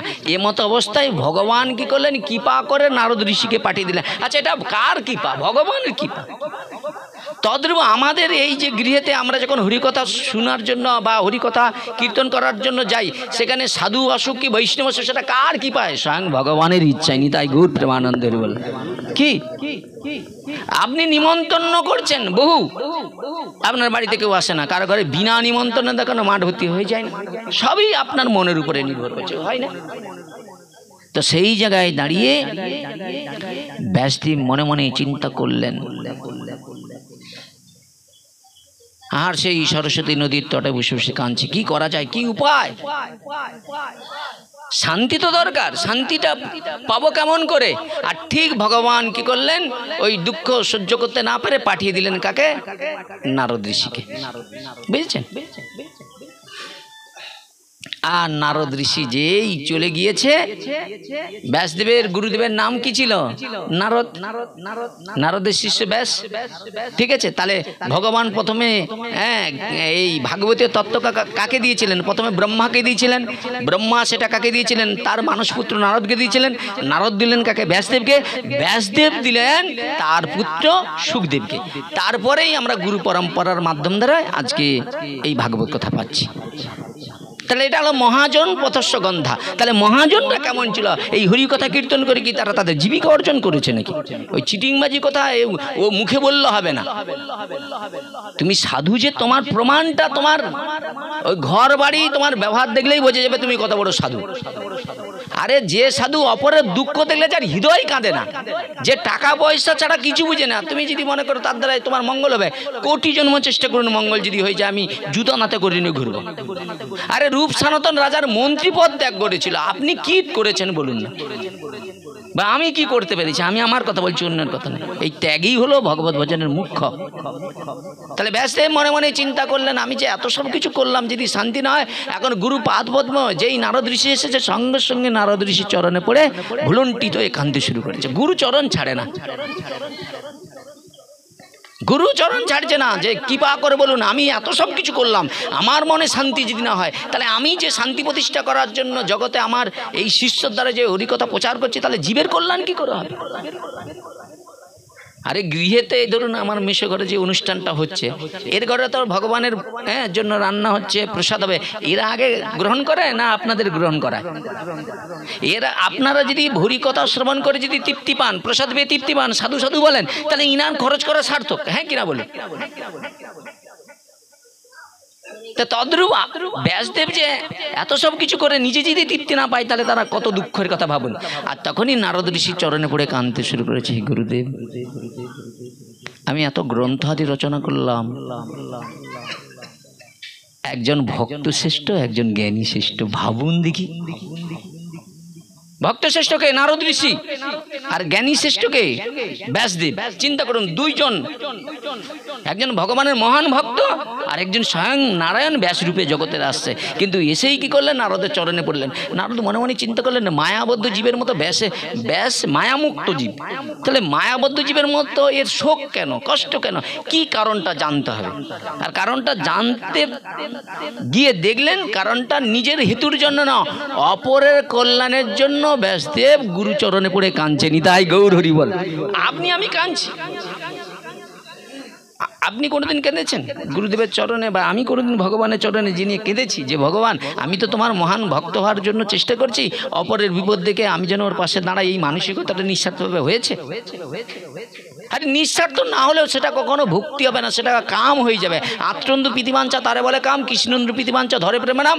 কাম প্রেম দুহাকার ভিন্ন লক্ষণ, লোহার হিম, মানে লোহাও ধাতু আর সোনাও ধাতু, একটার কিলো ৬৬,০০০ টাকা। কিলো কি ভরি, আমি এত ভুল করি তো সবাই শুনিয়ে দেবে। ভরির দাম, আর একটা সামান্য এক ভরির দাম ৬৬,০০০ টাকা, সেটা ধাতু, আর লোহাটাও ধাতু, তার কিলো কত আপনারাই জানেন, আর কি বলেন। তা দুটোই তো ধাতু, এত পার্থক্য। তদ্রূপ আপনি ভক্ত হয়েছেন, আমিও ভক্ত হয়েছি, সবাই ভক্ত হয়েছে, কিন্তু না, আমি সবাইয়ের থেকে যেন এক নম্বরে থাকতে পারি। তা এক নম্বরে থাকতে গেলে কি জ্ঞানের দ্বারাই? বলে না, একমাত্র ত্যাগের দ্বারাই আমি এক নম্বর জায়গায় পৌঁছাতে পারবো। কেন? ভগবান দেখালো এই লাইনে, যে যত বড় ত্যাগ করবে, যে যত বড় ত্যাগী হবে, সে তত তাড়াতাড়ি ভগবানের কাছে পৌঁছে যাবে। তাই গৌর হরি হরি বল। বুঝেছেন? ব্যাসদেবের সেই যন্ত্রণা কষ্ট দেখে মনে মনে চিন্তা করলেন, নারদ ঋষি অপরের কল্যাণের জন্য ব্যাস কাঁদছে আমার চরণে পড়ে, কিন্তু মায়াবদ্ধ জীবের মতো এত দুঃখ কষ্ট, তাহলে এই দুঃখ কষ্ট গুরুদেব কি করে? নিবারণ করে। আরে আপনি বিপদে পড়লে কি হয়? বিপদে পড়লে আপনি অঞ্চলে দাঁড়াবেন, থানা পুলিশে যাবেন, কিন্তু বলে না, কৃষ্ণ ভক্ত কখনো অঞ্চলে যাবে না, থানা পুলিশের কাছে যাবে না, যাবে কোথায়? গুরুদেবের চরণে। আর গুরুদেব কি করে? শিষ্যের এই দুঃখ দেখে তখন কি হয়, পূর্ণ গুরু পরম্পরায় যে বস্তুটা পেয়েছে, তখন শিষ্যের নাম গোত্র ধরে ভগবানের কাছে কেঁদে কেঁদে একটা তুলসী দেয়, আর তার ভজনটা কি করে শিষ্যের উদ্দেশ্যে দিয়ে দেয়। শিষ্য কি করে? ওই দুঃখ থেকে ৫ মিনিটের মধ্যে ক্লিয়ার হয়ে পরম শান্তি লাভ করে। কি কত বড় বড় দুঃখ ১ সেকেন্ডে চলে যায় গুরুদেব পারে। আমার দেখা গুরুদেব এরকম ছিলেন। আমার সঙ্গে যখন মদনবাবুর প্রথম পরিচয় হয়, তখন উনি ছিলেন কোথায় জানেন তো? ওই এতে, ওর নাম বলুন, জানাবাবুর বাড়িতে। এইবার তখন বাড়ির সঙ্গে একটা ওনার বিবাদ ছিল, ভয়ঙ্কর বিবাদ, ঠিক আছে। তারপরে ওই জানাবাড়ি থেকে চলে গেল ওই বাবুলপুরে মাস্টারের বাড়িতে, বুঝেছেন? বৃন্দাবন থেকে সোজা এসে বাড়ি গেল না, ঠিক আছে। আমি প্রথম তখন অমিয় কাকু আমাকে সঙ্গে করে নিয়ে ঘুরতো, মোটরসাইকেল ছিল তো আমার। অমিয় কাকু চলো মদনবাবুর দরে যাবো, হ্যান ত্যান, স্বর্গবাসী স্বর্গে যাও। আমাকে যে এই লাইনে ঠেলে দিছিল যে অমিয় কাকু, যাক আমি তার আত্মকল্যাণের জন্য তো কিছুই করতে পারলাম না, তো ঠাকুরের কাছে প্রার্থনা করি, অমিয় কাকু ছিল বলে আজকে আমি এই আসনে বসতে পেরেছি। সত্যি কথা। আরেকজন অভয় দুভয়, এদের অনেক কৃপা, এদের অনেক আকাঙ্ক্ষা, এদের লালসা ছিল যে আমি যেন সেই রকম একজন হতে পারি, কিন্তু সেটা আর হতে পারলাম কোথায়? বিষয় বৈভব কামনা বাসনায় জড়িয়ে একবারে অতলেই হারিয়ে যাচ্ছে। কি তো এইবার যে জায়গায় দাঁড়িয়ে জিজ্ঞাসা করেছিলাম যে আপনি বাড়ি যাচ্ছেন, এখানে রয়েছে বলে একদিন ওই বাড়িতে যখন এলো, সেই দিন ওই বাড়িটা মর্গেজে রেখেছিল, বুঝেছেন, ওই এতে ব্যাংকের কাছে টাকা রেখে ব্যবসা করেছিল। গুরুদেব স্বয়ং বাড়িতে আছে, সব পুলিশ প্রশাসন এসে গেছে। গুরুদেবের চরণে পড়ে কাঁদতে, গুরুদেব কি করলেন? মানে চিন্তা করে দরকার, আমি যতক্ষণ আমার জীবনে প্রাণ আছে আমি তোমাদেরকে কৃপা করব, রক্ষা করব। নিজের জমানো সর্বস্ব কিছু দিয়ে বলছে আপনি চলে যান, হ্যাঁ কোনো চিন্তা করো না, আমি এই বাড়ির গুরুদেব, আপনাকে চিন্তা করার দরকার নেই, এই যে দেনাটার দায়িত্ব আমার। তাহলে দেখুন গুরুদেব মানে কি, শিষ্যের সব দুঃখের পাশে যিনি দাঁড়ায়, এত সহজ নাকি আমার নিজের দেখা এটা। এবার বলুন, আপনারাও তো গুরুদেব, আমরাও তো গুরুদেব ধরেছি, আমাদের বিপদের সময় আমাদের পাশে দাঁড়ানোর লোক কোথায়? কথা বোঝার চেষ্টা করুন। আমি কিন্তু কাউকে ছোট বলছি, আমি নিজে দেখছি যে মদনবাবু নিজের টাকা নিয়ে এসে ওদের উদ্ধার করার চেষ্টা করেছে। তাহলে তারাই ছিলেন একবারে আদর্শ গুরুদেব, শিষ্যের দুঃখকে নিজের দুঃখ মনে করত। আর যদি গুরুদেব হয়ে যদি শিষ্যের দুঃখের পাশে না দাঁড়াতে পারে তাহলে কি? ওই জন্য দেখুন এই জগতে মহাদেব পার্বতী দেবীকে বলছে, শোনো পার্বতী, এই জগতে অনেক গুরুদেব আছে ধর্মের ধবজা থেকে শিষ্যের বৃত্ত হরণ করে, কিন্তু প্রকৃত গুরুদেব বৃত্ত হরণ করে না। প্রকৃত গুরুদেব কি করে? শিষ্যের সন্তান হরণ করে পরম মঙ্গল দান করতে পারে। এমন গুরুদেব সুদুর্লভ আছে, তোমাকে খুঁজে নিতে হবে। গুরু নাই, গুরু না থাকলে পৃথিবী থাকতো না কি, কিন্তু তোমাকে খুঁজে নিতে হবে। দেখুন আপনি যেই ক্যাটাগরির মন নিয়ে আপনি চলছেন, আপনি যদি সুরা পান করেন তাহলে সুরা ঠেকে আপনাকে বলতে আপনি ঠিক খুঁজে নিয়ে নেবে। যে মিষ্টির প্রয়োজন সেই মিষ্টি খুঁজে নেবে, যার ঔষধের দরকার ঔষধ নেই। তদ্রূপ এই জড়জগতে এগুলো খুঁজে, যেমন আপনি খুঁজে ওগুলো আপনি পাওয়ার চেষ্টা করছেন, তদ্রূপ আপনাকে এখন দীর্ঘদিন ধরে একজনকে পরীক্ষা করে দেখতে হবে যে এ গুরুপদে বসছে, কিন্তু এর বাক্যের সঙ্গে শাস্ত্রের সিদ্ধান্ত যদি ঠিক থাকে, আমি যদি নরকেও যাই আমি ওনাকে গুরুরূপে যদি ধরে নেই, ও যদি নিষ্কামভাবে ভজন করে, তাতেও আমার গোবিন্দচরণ পাওয়া যাবে। বুঝেছেন? এই জন্য ভগবান বললেন চণ্ডালপি দ্বিজশ্রেষ্ঠ বিষ্ণু ভক্তি পরায়ণ। চণ্ডালগুলোও জন্মগ্রহণ করে যদি কেউ কৃষ্ণ ভক্তিকে আশ্রয় করে, বলে তিনি দ্বিজশ্রেষ্ঠ। দ্বিজ মানে ব্রাহ্মণ শ্রেষ্ঠ, সে তিনি পূজা অধিকারী, সব কিছু করতে পারে। কিন্তু পূজাটা কিসের জন্য? বলে পূজাটা নিজের মঙ্গলের জন্য, অপরের জন্য নয়। কিন্তু আজকে আমরা কি করেছি? ভগবান পরাশর ঋষি বলছে ভগবানের মুখ থেকে ব্রাহ্মণের সৃষ্টি, তাহলে ব্রাহ্মণকে সেবা দিয়ে মানে স্বয়ং ভগবানকে সেবা দিয়া। তাহলে আজকে আমি ধরুন ভক্তিপথে আসছি, খুব মন দিয়ে শুনুন, আমি কালকে গুরুপাদ পদ্মা আশ্রয় করে আমি কি করলাম? আমার এই এলাকায় যত ব্রাহ্মণের পূজা আছে সব কেড়ে নিলাম, বুঝেছেন? আর আমরা বলতেছি আমরা নিষ্কাম, ভক্তি মুক্তি আমার কাছে কিছুই নেই। প্রথমে 200 টাকা দিলে একবারে তোমার ঘরে রান্না টান্না করে গায়ে হাত পাত বুলিয়ে চলে যেত। এখন 200 তো মুখে ফিকে দিয়ে পালিয়ে যাবে, বুঝেছেন? কিন্তু ব্যাপারটা দেখুন, কথাগুলো শুনলে কিন্তু মনে হবে যে আমি মনে হয় বিরোধী। না, আপনি বলুন তো, আমরা তো আসছি এখানে শুধরাবার জন্য। তাহলে আমরা মুখে বিষয় লোককে বলতেছি, বিষয় লোক যেভাবে আমাদের ভালোবাসে, যেভাবে কর্তব্য করে, আমরা কতটা কর্তব্য করতে পেরেছি বলুন? তাহলে সেই মানুষটা যদি ভগবানকে ভালোবাসে, আজকের দিনে এত ত্যাগ করতে পারে, তাহলে আমি যে আসনে বসছি আমার কিছু ত্যাগ থাকবে না? মানে যা আছে পকেট মেরে নিয়ে ঘর পালিয়ে যাবো, আর এখানে কি সুন্দর সুন্দর কথা বলবো নাকি? ওই পকেট মারায় লাভ কিছু হবে না বাবা। আপনি পরীক্ষা করে দেখুন, এই পকেট মারা ব্যবসা হয়ে গিয়েছে। মুখে বলছে আর পকেটটি মেরে নিয়ে পালিয়ে যাবে। আজকে কোন বৈষ্ণবের ঘরে খেতে পাইনি দেখো, কার ঘরে বাড়ি টাড়ি নাই, ঘর বাড়ি ব্যাংক ব্যালেন্স যা আছে তোমার নাই, মেশো ঘরে অত নাই। এক একজন যদি সারাদিনে যদি 3টা 4টা করে পাঠ করবে মনে করে, রান্না চা রান্না টান্না সাধ্য সাধ্য যা আছে সব নিয়ে নিবে নিজেরা আয়ত্তে, তোমার কি অভাব থাকবে বলতো? পরিবারে 3 জন যদি আসে, 3 জনের পুরো সাজিয়ে দিচ্ছে, কেউ কীর্তন করে নিবে, কেউ রান্না করে নিবে, কেউ পাঠ করে নিবে। তাহলে যদি কোথায় রোজগারের কি ধান্দা এসে গেছে? আর সেই ধান্দায় যদি আমি ঢুকে থাকি, বলে ইও শ্রীকান্ত বুঝি মোবাইল দোকান আর চলে নয়, ব্যবসায়ী লেগে পড়ছি। বাস্তব কথাটা। এবার ধরো যখন নিঃস্বার্থভাবে আমি বললাম, আরে তার সঙ্গে আপনি তুলনা করছেন, আমি তো কারো কাছে ভাগবত বিক্রি করি না, কারো কাছে দাবি করি না। বলে তোমার চেয়ে কি লাভ? তোমার কি বউ বাচ্চা আছে? টাকা কি লাগবে? মানে মোর বউ বাচ্চা নেই, মানে আমি ওই যে তেল পাম্প আছে না, ওখানে দাঁড়ালেই পেট্রোল ভরে দেয় জলের মতো। মোটরসাইকেল খারাপ হয়ে গেলে এমনি করে দেয় সবাই, বুঝেছেন? কারণ আমি লোকের ঘরে এমনি যে চেষ্টা করি, আমার করে দেয়। কথা মানুষের যে এমন চিন্তাধারার কথা আসছে পাগলা, যে এই ভগবান, এই মানুষটা তো চেষ্টা করতেছে, আরে আমি পারিনি কিন্তু ওকে সাহায্য করি, আর সাহায্যের লোক নাই। প্রশ্ন হচ্ছে ভজনটা দেখুন, ভজনটা আপনি প্রকৃত চেষ্টা করুন যে ভজনটা আমাকে এইভাবে এগিয়ে নিয়ে যেতে হবে। দেখুন মহাদেব কি ভুল করে নারদ ঋষিকে এই কথা বলেছে? দেখুন একটা বৃক্ষের বীজ যদি জল আলো বাতাস পায় তাহলে অঙ্কুর প্রকাশিত হয়। তত মহাদেব বলছে শুদ্ধ ভক্তির সঙ্গ করলেই তোমার মনে শান্তি আসবেই, মনে একটা হৃদয় আনন্দ আসবেই, মনের মধ্যে একটা বল আসবে। বলে দুর্বল মানুষ বলবান হয়ে যাবে, ভীত মানুষ সাহস পেয়ে যাবে, জীবমুক্ত ব্যক্তি আবার জীবন ফিরে পাবে। তাহলে এই বৈষ্ণবের সবচেয়ে বড় কথা কি, সে যেই প্ল্যাটফর্মে থাকুক না কেন তার যদি নিঃস্বার্থ থাকে, তার পৈতানো থাকলে, যদি সেই মৃত মানুষটা মরে যাবে তার সামনেও যদি বসে হরি কথা বলে, তার যদি নিষ্কাম থাকে ওই মানুষটা বেঁচে উঠবে। হরি কথার প্রতি তার বিশ্বাস আছে যে ভগবান আমি যাচ্ছি, সত্যি আমি তো অন্য বৈষ্ণবের মতো আমার যোগ্যসূত্র নেই, কোনো কিছু নাই, আমার তো ভজন সাধনের কিছু নেই, যাক আমি এখন অধম, তো তবুও এই মানুষটাই বিশ্বাস করে আমার মতো জনকে ডেকেছে, প্রভু আমি গেলে হবে না, কিন্তু ওই মানুষটার ব্যাধিমুক্ত তুমি করতে পারো, তুমি সর্ব ব্যাধি মুক্ত করে দিতে পারো, তাই তুমি কৃপা করে ওই জায়গায় যাও, ওই জায়গায় এসো।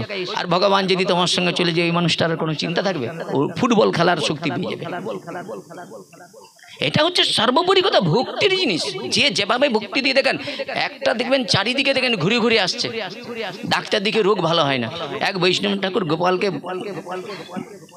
ভোগ নিবেদন করছে, আর ওই যার ব্যাধি হয়েছে ওখানে গিয়ে মাথা ঘুরে কাঁদছে। আরে কী হয়েছে? বলে জানো আমি সর্ব ডাক্তার দেখে এসে, বলে যাক আজ থেকে তুই তোর মন প্রাণ গোপালকে দিতে, আমি গোপালে তুলসী দিচ্ছি, তুই ওটা গ্রহণ করে দে, গোপাল চাইলে দেখবি তোর সব ব্যাধি মুক্ত হয়ে যাবে। বিশ্বাস করে খেলিছে, দেখেন হতেই ভালো হয়ে গেছে। হয় নাই? ডাক্তার আমার জীবন শুনুন, কিছু মনে করে না। আজকে আমি একটা সবচেয়ে বড় ভুল করেছি, সেই ভুলের সাজা আমাকে সারা জীবনই পেতে হবে। আপন ভজন কথা না বলিবে যথাতথা, বুঝেছেন? আমি যে ব্যাগ বইতাম, ওই পাঠকদের জুতা বইতাম, অনেক শান্তি ছিল।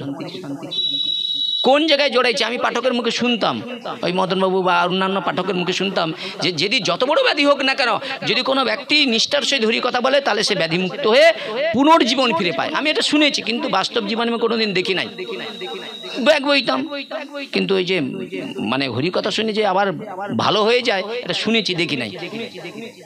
আপনারা সবাই জানেন এই যে শ্রীকৃষ্ণ রায়ের ঘরে, এই যে শ্রীকৃষ্ণ রায়, এই যে শ্রীকৃষ্ণ রায় যে আপনার ওষুধ দেয় না, ওর সামনে যে জুতা দোকান করছিল যে কিসমতে, এই বাবুরা জানে, ইনি রাসুবাবু জোর করে আমাকে নিয়ে গেছিলো, বুঝেছেন, হাতে ধরে। তখন আমি ভাগবত আমার কাছে ছিলই না, বলেছে শুধু এই গ্রন্থটা, আমি সে শ্যামসুন্দর একবার কীর্তন করতেছিল, এই গ্রন্থটা আমি কিনছিলাম, এইটুকু গ্রন্থ, আর কিছু ছিল না, শুধু শুনতাম আর বলতাম, বুঝেছেন। ও তো এসেই আমাকে বলছে, বলে বাবা এরকম শরীর খারাপ, বাবাকে ডাক্তার বলতেছে 3 দিন বাঁচবে না, তো তোমাকে একটু আমার বাড়িতে যেতে হবে, পাঠ করে দিতে হবে, পয়সা করে দিতে পারবে না। আমি পাঠ করার যোগ্য পাত্র। সে মদনবাবু শিষ্য চারদিক দিয়ে ঘিরে আছে, এখন তোমার বাবা যদি কিছু হয়ে যায় না, একটা আমার মাটিতে পড়বে না, সব পড়বে আমার গায়ে। বলে কেন? বলে প্রথমেই বলবে সদ্গুরু পাও তো ভেদ বাতাও, কয়লাকো ময়লা ছোট অবশ্য মুখগুলো সর্বচেষ্ট প্রয়োজন। কি বাবা বলবে না? বৈষ্ণব হয় কথাটা বোঝার চেষ্টা করুন। হবে না, হবে না, বলবে না, বলবেন, বলবে কিছু হয়ে গেলে। কিন্তু যদি বিপরীত ঘটে যায় তখন বলবো ওটা কি ওর কেলিনি, ও তো ভগবানের কেলিনি, তাই গৌর হরি বল। মানে বিদ্যা শিখে রাখছে, কোনো দিক দিয়ে তোমাকে আছাড় মারবে। কথা বলছি, যে দিক দিয়ে মানে কেটে গেলেও তোমাকে শুনতে হবে, ভালো হয়ে গেলেও বলবো ওটা কি ও ভাগবতের কৃপা, বুঝেছেন। কিন্তু তুমি যে কয়দিন ধরে ওখানে নিঃস্বার্থভাবে যে পড়েছিল সেটা তো আর তোমার দেখবে না, দেখবে? আরে তোমার কর্মে নিঃস্বার্থ থাকলে ফল ভগবান দিবেই দিবে, এটা বিশ্বাস তোমাকে রাখতেই হবে। আমি যে যখন দেখি সে বেচারি শুয়ে আছে, ওর তো দেখে অবস্থা, তার নিঃশ্বাস প্রশ্বাস জোরে জোরে পড়ে দিচ্ছে, জানো তো। এরা ছিল, আমি তো দেখে আমার এমনি গা ভিজে যাচ্ছে, জানো তো। আমি বলি কী হবে যদি কিছু হয়ে যায়, ভয় তো আছে। আমি শুধু ভাগবতের কাছে বলতে, সত্যি বলছি, আমার সেই প্রথম দিনে আমি ভগবান, আমার জ্ঞান নেই, বিবেক নেই, বৈরাগ্য নেই, ভাগবত তো হ্যাঁ, হে রাধারানী, এই ভাগবত শুনে যদি উনি ভালো হয়ে যায়, কৃষ্ণের মহিমা কত জগতে বাড়বে, কৃষ্ণ ভক্ত বেড়ে যাবে। তুমি এইটুকু করে দাও রাধারানী, আর কিছু দরকার নেই, এইটুকু করে দিন, বুঝেছেন। মা পাঠ করতে করতে যা এরকম করে চোখটাকে বার করে দিচ্ছে, পটকে বিশ্বাস করে ঘর ভয়ে খাওয়া না খাবো নি, ঘর পেয়ে এসছে ভয়ে। তারপরের দিন ফোন করে বলে দাদা তুমি আসতেছ? আমি কেন? বলে বাবা আগামী দিনের থেকে ভালো আছে। বিশ্বাস করুন, আমি ওইটুকু যে যাব দেখার জন্য যে সত্যি হতে পারে, এটা আমার কাছে স্বপ্ন ছিল যে এটা কখনো সম্ভব নয়। আমি লোকটাকে দেখেছি একবারে মৃত্যুর জায়গায় এসে গেছে, সে বলতেছে আবার ভালো আছে, সত্যি সত্যি গিয়ে দেখে না চেয়ারে দিবি বসে আছে। আমি তো হতবাক, পাট শুনলো, শোনার পরে কি করলো, বললো বাবা আর বুঝতে পারি একটু শোবো। আমি হ্যাঁ শুন, কোনো অসুবিধা নেই। তৃতীয় দিন যখন গেলাম, আমি আর রুগীকে আর আসনে খুঁজে পাইনি, মানে যে শুয়েছিল আর খুঁজে পাইনি। আমি ব্যাপারটা কোথায়, রুগী কোথায়? আমি ইনাকে খুঁজি, তাকে খুঁজি, রুগী কোথায় কেউ বলতে পারেনি, সবাই দেখে। তারপরে আমি বলি আরে ভাগবতের পরে ওনারা 3 দিন তো ওই ভাগবতের ওই জয়ন্তী মাতাজি আসছে কিনা, জয়ন্তী মাতাজি রান্না করতে গিয়েছিল। আমি বলি দেখুন আমি তো কিছু নেই ভক্তি জমিতে, উনি প্রসাদ, উনি বৈষ্ণব যান, উনি প্রসাদরা ওটা মেডিসিন কাজ করবে, একটা ফেল হলে আরেকটাই কাজ করবে, ঠিক আছে বলে আমি ভাগবতরা ঠেকে তুলসীটা দিতাম, বুঝেছেন। তা আমি বলি আরে রুগী কথা, তুলসী যে দেবো, বলে আপনাকে একটু অপেক্ষা করতে বসতে হবে। আমি কেন? বলে পাতা দিচ্ছে। এই ভাগবত শুয়ে বলছি সেই দিন আমি আমার জীবনেরকে হার করে নিলাম, জীবনের হার, যে হ্যাঁ এর মধ্যে স্বয়ং ভগবান বিরাজ করছে ভাগবতের উপরে। এটা কখনো মিথ্যা নয়, একে কোনো শাস্ত্র নয়, এটা স্বয়ং ভগবানের বিগ্রহ। স্বয়ং ভগবানকে যেমন দেখছেন, ভাগবত স্বয়ং বিগ্রহ স্বরূপ ভগবানের বাংময়ী মূর্তি।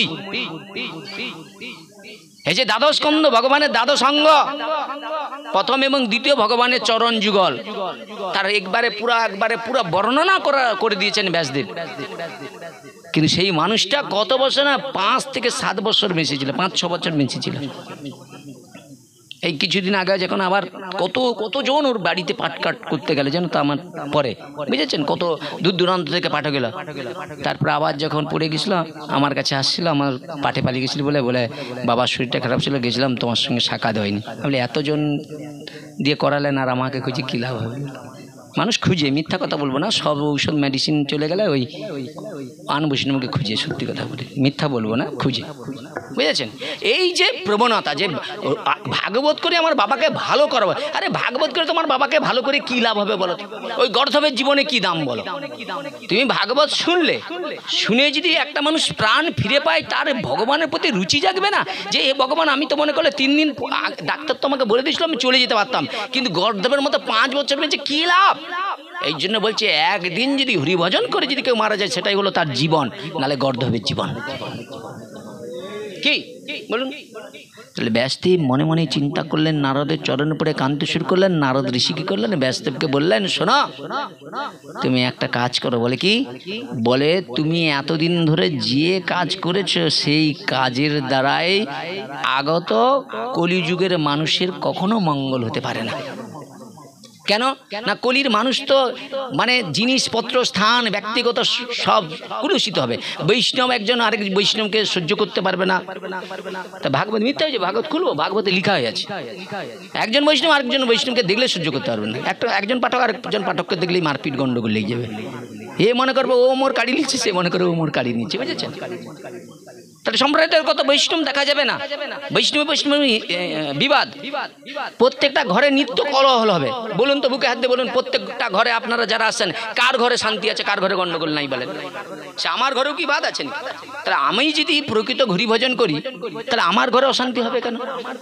কি আপনি বলুন, অশান্তি হবেনি কেন? আমি হরি ভজন করলে কি, আমার যে জেনারেশন, যে আমার যে বাবার যে ঔরসা যে যারা আছে, তারা একাদশী দিন যা খুশি ফাটি দিয়ে, তা তোমার পুণ্যে কি হবে? তোমার মিরিকপুর গ্রামে ধরুন 10,000 লোক বাস করে, তো 10,000-এ 10 জন একাদশী ব্রত করছে, আর সব যা খুশি তাই করছে, তোমার 10 জনের পুণ্যে সব পাল্টে যাবে নাকি? আর এই যে আর যারা আছে না, সব আমাদের দিকে তাকিয়ে পড়ে আছে। তারা শুধু মনে করে আমাদেরকে দেখলেই এই তোমাদের এটা, এই একাদশীর দিন কেন অন্য খেতে নেই, এই খেতে নেই, শুধু পাঠ করতে এলে গোঁচা দিয়ে গন্ডগোল করে দিবে।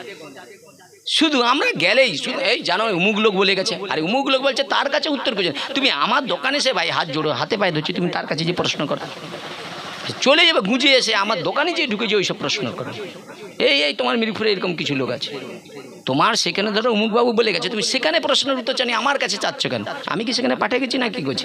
আমি হাত জোড় করেছি, খবরদার আমার কাছে সব বলবেন তো, আমি সব বলতে পারবো না, আমি ওইসব ব্যাপারে নাই। জগৎটা দেখুন, জগৎটাকে এমনভাবে চলে গেছে না, জগৎকে আমরা হাজার চেষ্টা করে, আমি যদি আমার জীবনটা উৎসর্গ করে দিই, মানুষকে বোঝাতে পারবো না। আরে যে পিতামাতা তার সন্তানের আত্মমঙ্গল চাচ্ছে, সামান্য অর্থের জন্য যদি পিতামাতাকে খুন করতে পারে, সেই যুগে তুমি মনে করবে নিঃস্বার্থভাবে জগতের মঙ্গল করে দিবে? তার মুখ লাথে ফাটিয়ে দিবে, মুখ লাথ এমন মারবে না, এই মুখ চিনতে পারবে না বাপ ঠাকুর। আজকে সবচেয়ে বড় কথা, দুর্ভাগ্য দেখেন, এই যে দোল পূর্ণিমা গেল, দোল মানে কি? গৌরের আবির্ভাব। আচ্ছা, দোল পূর্ণিমা, এই যে দোল পূর্ণিমা হচ্ছে, এগুলো বললে এখন আপনি খারাপ মানুষ। দোল মানে কি? দোল মানেই হচ্ছে দুলবে, ড্যান্স প্রোগ্রাম হবে, একটু আনন্দ হবে, একটু যা খুশি তাই হবে, ফাংশন হবে, মানে তারপরে তো কোনো মানে কমিটির কোনো মাথা ঠিক থাকবে না। দোল এটা ঝিলপাটটার পুরো ঘিরে ফেলবে, তুমি বলা যাবে না। তাহলে এবার তুমি বলো কি করে? এইবার দেখেন, খুব মন দিয়ে শুনুন। এবার আপনি ধরুন কারো বাড়িতে যাবেন, সে কি সাত্ত্বিকভাবে পয়সা রোজগার করছে? খুব মন দিয়ে, সাত্ত্বিকভাবে পয়সা রোজগার করে। তাহলে সে যদি অসৎ পথে রোজগার হয়, ওই অসতের পয়সার যদি রান্নাটা তুমি খান, আপনার ভোজনটা থাকবে? চলো ওঠাই টেনে নিবে তোমাকে, সব এই টেনে পুরো নরকাটে। হা, শ্রীকান্ত কি করে বলছে দেখ, চলো ওটা মরেইছে, মরেইছে, এতদিন ধরে ভক্তিপথে শেষ, হাই দেখ সেখানে এই কাজ করে ফেলছে। তো কি করে? ওই যে খাদ্যের মধ্যে দেখেন, প্রমাণ দেখেন। তাহলে পরীক্ষিত মহারাজ যখন তিনি কি করলেন না, তিনি শশাগর পৃথিবীর রাজা হয়ে বাল্য বয়সে সর্বস্ব শাস্ত্র জ্ঞান একবারে পরিপূর্ণতা, তিনি মনে মনে চিন্তা করলেন, যখন আমাকে রাজপথে অভিষেক করেছে ধর্মরাজ, হ্যাঁ যুধিষ্ঠির মহারাজ, তা এখন মনে মনে চিন্তা করলেন, তারা তো একে রাজপথে বসিয়ে তারা তার মহাপ্রস্থানে চলে গেলেন, বুঝেছেন? বলে এখানে আর থাকা যাবে না, এই পরিস্থিতি বহু খারাপ। অর্জুন বলতেছে, বলে আমি দ্বারকা কৃষ্ণের সঙ্গে দেখেছি, বলে দাদা পালিয়ে চলো, বলে আমাদের সব শক্তি হরণ হয়ে গিয়েছে, এখানে থাকলে এখন আর আমাদের আর কোনো কাজ করবে না, আমরা যার তার কাছে পরাস্ত হতে পারি। বলে ভগবান ছিল, আমাদের শক্তি ছিল, তিনি চলে গেছে, আমাদের সব শক্তি হারিয়ে গিয়েছে। অর্জুন এসে যখন বললেন, এরা কি করলেন, পরীক্ষিত মহারাজকে বসিয়ে চলে যাচ্ছে। আর পরীক্ষিত মহারাজ যখন রাজা হলো, মনে মনে চিন্তা করলো, রাজ্যের রাজা মানে কি, রাজা কেমন? শোনো মন দিয়ে শোনো, রাজা মানে হচ্ছে সবাইকে তার সন্তান মনে করবে। আপনি যদি মনে করেন যে এই রাজ্যটা আপনাকে দায়িত্ব দিবেন, আপনি 15 দিন চালাতে পারবেন। রাজা হতে গেলে রাজ শিক্ষা অর্জন করতে হবে, কিভাবে ধর্ম শিক্ষা জানতে হবে। শুধু রাজায় বসে গেলে হয়ে যাবে? এত সহজ? আপনাকে কোথাও মুখ্যমন্ত্রী বা প্রধানমন্ত্রী পদ দিয়ে দিলে আপনি 15 মিনিট চালাতে পারবেন। একজন তো 10 বছর 15 বছর চালিয়ে দিচ্ছে, তুমি 15 মিনিট চালাও দেখি। ওই শিক্ষা না অর্জন করলে পারবে না তো, বুঝেছেন? পড়ে যাওয়া জায়গাটাকে, হারিয়ে যাওয়া জায়গাটাকে প্রতিষ্ঠা করা মানে, হ্যাঁ একটু একটু করে গ্রোথ করে করে আজকে পঞ্চম জায়গায় ধরুন এগিয়ে আসছে, তাহলে আরো যদি একটু চেষ্টা করে আরো জায়গায় এগিয়ে যাবে, তাহলে এর জন্য চেষ্টা করতে হচ্ছে, আপনাদেরও দেখতে হচ্ছে, আবার সে পাশে অর্থনৈতিক চাঙ্গা করতে হচ্ছে। এটা কি সহজ ব্যাপার নাকি? মুখে বলা আর কর্তব্য করা, তোর কি হচ্ছে ওখানে, কি করতেছো, এরকম চুপ করে বস। তো সেই জায়গায় দাঁড়িয়ে রাজা কি করলেন, মনে মনে চিন্তা করলেন, যাই একবার শিকার করে এসি। রাজার পুত্র তো শিকার করবার জন্য মনস্থ করলেন। আর শিকার করবার চিন্তা করে যখন যাচ্ছে, ঠিক আছে, হঠাৎ দেখলো একটা গোমাতা, জানেন তো, তার 4টা পায়ের 3টা পা 3টা চরণ ভেঙে দিয়েছে। এবার ওই গোমাতাটাকে ও হচ্ছে ধরণী। তাই ধরণী বলতেছে, আমার বুকের উপরে যদি কেউ 50 তলা বাড়ি তুলে কোনো ব্যাপার নয়, ওই ভারটা আমি সহ্য করতে পারি, কিন্তু আমার বুকের উপরে দাঁড়িয়ে যদি মিথ্যা কথা বলে, তাহলে এই যে আমাদের এই যে পূজা মানে দেবচরণ অপরাধ হচ্ছে। এই পূজা হচ্ছে নাকি এগুলো? কিন্তু দেবচরণ অপরাধ হচ্ছে, এই কারণে তো এত সব কষ্ট হচ্ছে। এই পূজায় ভক্তি কোথায়? পূজা মানে কি? ভক্তি। আগে পূজা ছিল, ওই মাইক পূজা হতো নাকি, লাইট পূজা হতো নাকি? এখন তো মাইক, লাইট, প্যান্ডেল পূজা। আগে ভক্তি ছিল, পূজা মানে কত আনন্দ, কত নিষ্ঠা ছিল। এখন পূজার নিষ্ঠা আছে? এই সকালবেলায় ব্রতী হয়ে গেল, সন্ধ্যাবেলায় দেখেন চাউমিন দোকানের লাইনে দাঁড়িয়ে আছে, বুঝেছেন? তো তুমি কি করবে? তাদেরকে কি করে পাল্টাবে? তুমি পারবে? তো সেই জায়গায় দাঁড়িয়ে সেই ধরিত্রী মায়ের চোখের জল দেখে পরীক্ষিত মহারাজের দুঃখ মানে কষ্ট হয়ে গেল। ভক্ত শ্রেষ্ঠ তো বাবা, ভক্তটাকে অপরের দুঃখ দেখলেই স্থির থাকতে পারবে না, নিজের সর্বস্ব কিছু ফেলে ছুটবে। এটাই ভক্তের সবচেয়ে বড় মহিমা, কি যে অপরের দুঃখ শুনলেই নিজের মনে করে। আর যদিও না যেতে পারে, সে ঘরে বসে ভগবানের চরণ থেকে প্রার্থনা করবে যে ওই মানুষটার জন্য হিত হয়, মঙ্গল হয়। অনেক ক্ষেত্রে কর্মের কারণে যেতে পারবেন, কিন্তু ঘর থেকেও ভগবানের কাছে প্রার্থনা করবে। ভালো কথা। পরীক্ষিত মহারাজ কি করলেন, সেই ধরিত্রী, হ্যাঁ ওই গোমাতার কাছে এসে বলছে, হে গোমাতা, আপনি কি কোনো দেবী? ভালো তো, হ্যাঁ আপনি কি কোনো দেবী? তো সেই গোমাতা বলছে, আমি ধরিত্রী হয়ে, এই যে ধরিত্রীর উপরে এত অত্যাচার হচ্ছে, আমি গোমাতা হয়ে ওইখানে যাচ্ছি খবর দিতে, বুঝেছে? আর তোমাকে এইভাবে প্রহার করছে কে? সেই, হ্যাঁ আমার রাজ্যে কোনো অন্যায় হতে দেই না, কে সেই পাষণ্ডটা? বলেই কি করলেন, ধনুকের বানটায় একবারে শটটা দিয়েছে। কলি এসে কি করছে, মিষ্টি কথায় কি করলেন, রাজাকে ভোলানোর চেষ্টা করলেন। কলি দেখবেন কিছু মনে করেন, আজকের দিনে প্রত্যেকটা মানুষের মুখে দেখুন ধর্ম কথা, বলে আর যাওয়ার দিন তো সব ছেড়ে যেতে হবে, সবাই জানি, কিন্তু চিটিংবাজি কিন্তু ছাড়তে পারেনি। লোকের যে সেই যে তার জায়গা টানার অভ্যেস আছে, কার বেগুন চুরি করার অভ্যেস আছে, আমার যেমন জুতা চুরি করার অভ্যেস আছে। পাঠ করতে গেলে আমি লোকের জুতা পালিয়েছি। ভাই নতুন পরে গেলে আর নতুন ঘর আসবেনি, বুঝেছেন? নতুন আর আসবেনি, সে পুরোনাও পাবে না, তুমি ছিঁড়া তার একটা নাই। কি দুর্ভাগ্য! আমি ভাবছি কোনো জন্মে আমি চুরি করছিলাম, এরকম লোকের এই যে নতুনগুলো আমার চুরি করে, কি দুর্ভাগ্য দাদা, বুঝেছেন? তাহলে প্রশ্ন হচ্ছে, খুব মন দিয়ে শুনুন, আমরা যাই কিছু করি না কেন আগে মেন জায়গায় আসতে হবে, সেটা আগে উপলব্ধি করতে হবে। ধরুন এই বাড়িতে একটা যজ্ঞ হচ্ছে, এই যজ্ঞ ধরুন একটা ডেকোরেশন নিয়ে আইলো, তার ডেকোরেশন কোনো জিনিস ধরুন ভুলবশত আপনার পাল্টাপাল্টি হয়ে গেছে, আপনি জেনেও যদি আপনি না দেন সেটা তো অপরাধ হয়ে যাবে। আজকে বিশ্বাস করুন, মানুষ অনুষ্ঠান করছে, মানুষের সামান্য একটা যদি স্টিলের গামলা যদি একটু ভালো হয় না, সে নিজের খারাপটা দিয়ে ভালোটা রেখে দেবে। মিথ্যা বললে আমার গালে জুতা মারুন, আমি মেনে নেবো, মায়েরই বলছি। তাহলে জগতে কি হচ্ছে, জগতে কি হচ্ছে? এটা এইগুলো মানুষকে বেকার এইরকম করে মানুষকে বিভ্রান্ত ফেলায় কি দরকার আছে? আমি একটু করি, ভালো করি, কি তার মধ্যে যেন আমার প্রেম থাকে, ভক্তি থাকে, বিশ্বাসটাই হারিয়ে যায়, কি হবে? তো ব্যস্ত মনে মনে পরীক্ষিত মহারাজ মনে মনে চিন্তা করলেন, কে এরকম বলে কি করলেন, যেই ধনুকটা তুলছে মারবে, সঙ্গে কলি কি করছে, পড়ে গিয়ে এখন বলছে, হে রাজন, প্রণাম আপনার চরণে। আরে বাবা, কি মিষ্টি কথা! হ্যাঁ, বলে দেখুন আপনি তো এই রাজ্যের রাজা, আমি তো প্রজা, আপনি দয়া করে একটু থাকার জায়গা দেন। কি সুন্দর কথা! মানে অন্যায় করছে তবু থাকার জায়গা চাচ্ছে, বুঝেছে? তাদের আপনার ছেলে এখন যদি অন্যায় করে রাত্রিবেলা মদ্যপান করে ঘরে ঢুকে, বলে কি করবি, অপরের ছেলে নয় তো নিজের কি করে ঢুকিলে, পাচ্ছি কি শাস্তি দিতে? পারছি, মা হয়ে পারি নাই, বাবা হয়ে পারি নাই। এবার এই কারণে আমাদের সংসারে দেখবেন প্রত্যেকটা ঘরেই দেখবেন এই সব আসক্তিগুলো দিনকে দিন এত বাড় দিচ্ছে যে এর থেকে পরিত্রাণ পাওয়ার কোনো ঘরে ছাড় যাবেন। সে আমার ঘরেও কি আপনার ঘরে কি, সবাই যে কোনো নেশা ঢুকিয়ে দিচ্ছে, বুঝেছেন? সে লটারির নেশা, কি মদের নেশা, কি মেয়ে ছেলের নেশা, যে কোনো একটা ব্যাপারে তোমাকে মুড়ি দিবে, বুঝেছেন? তাহলে তুমি কোথায় বাঁচবে বল? তো পরীক্ষিত মহারাজ কিন্তু এত সহজে কায়দা হয় নাই। পরীক্ষিত মহারাজ কেন, তিনি তো সাগর পৃথিবী রাজা, ধর্মপরায়ণ ছিলেন, তার রাজ্যে অন্যায়, এই অন্যায় দেখেন, রাজা হয়ে যদি প্রজারা অন্যায় করে, প্রতিবাদ না করে, তাহলে রাজ্যটা থাকবে। এই জন্য প্রজার পাপ রাজাকে নিতে হয়। আজ থেকে 10-15 বছর আগে এত দুরাচারী কর্ম, আমরা দুরাচারী কেউ ছিল? হিসাব করে দেখুন, আপনারা বিবেচনা করুন, আপনাদের বয়স যাদের বেশি আছে, বুঝেছেন? তো পরীক্ষিত মহারাজ কি করলেন, কি করবো আমি, হ্যাঁ হ্যাঁ, বাবা বাবা বাবা, ঠাকুরকে আগে দেখাও, তারপরে আরে বাবা শুধু লাফিয়ে নিয়ে চলে আসো, আরতি করো, এখানে দেখি কিরকম আরতি করা শিখছো। সব বৈষ্ণবজনকে আরতি করো, সবাই উলু দাও, নিতাই গৌর প্রেমানন্দ হরি বল। সাংবাদিক শুধু দিয়ে ছুটে পালিয়ে গেলে, হ্যাঁ নিয়ে পালিয়ে আসবে, হ্যাঁ চাংলামি চলছে। যা হয় ভাইয়ের কাছ থেকে নিয়ে যা হয় সেখানে যা যা যা যা বলছি শোন, না যা বলছি আমার মন যা বলে তাই করতে হয়, বুঝেছে? ওইখানে যা, হাজার নিয়ে ঘর পালিয়ে গেলে কাকি, যা হচ্ছে সবই ভগবানের ইচ্ছা, কি তাই গৌর। আমি ভাই আছে, তার দিয়ে ঘর পেয়েছি, রক্ষা করো।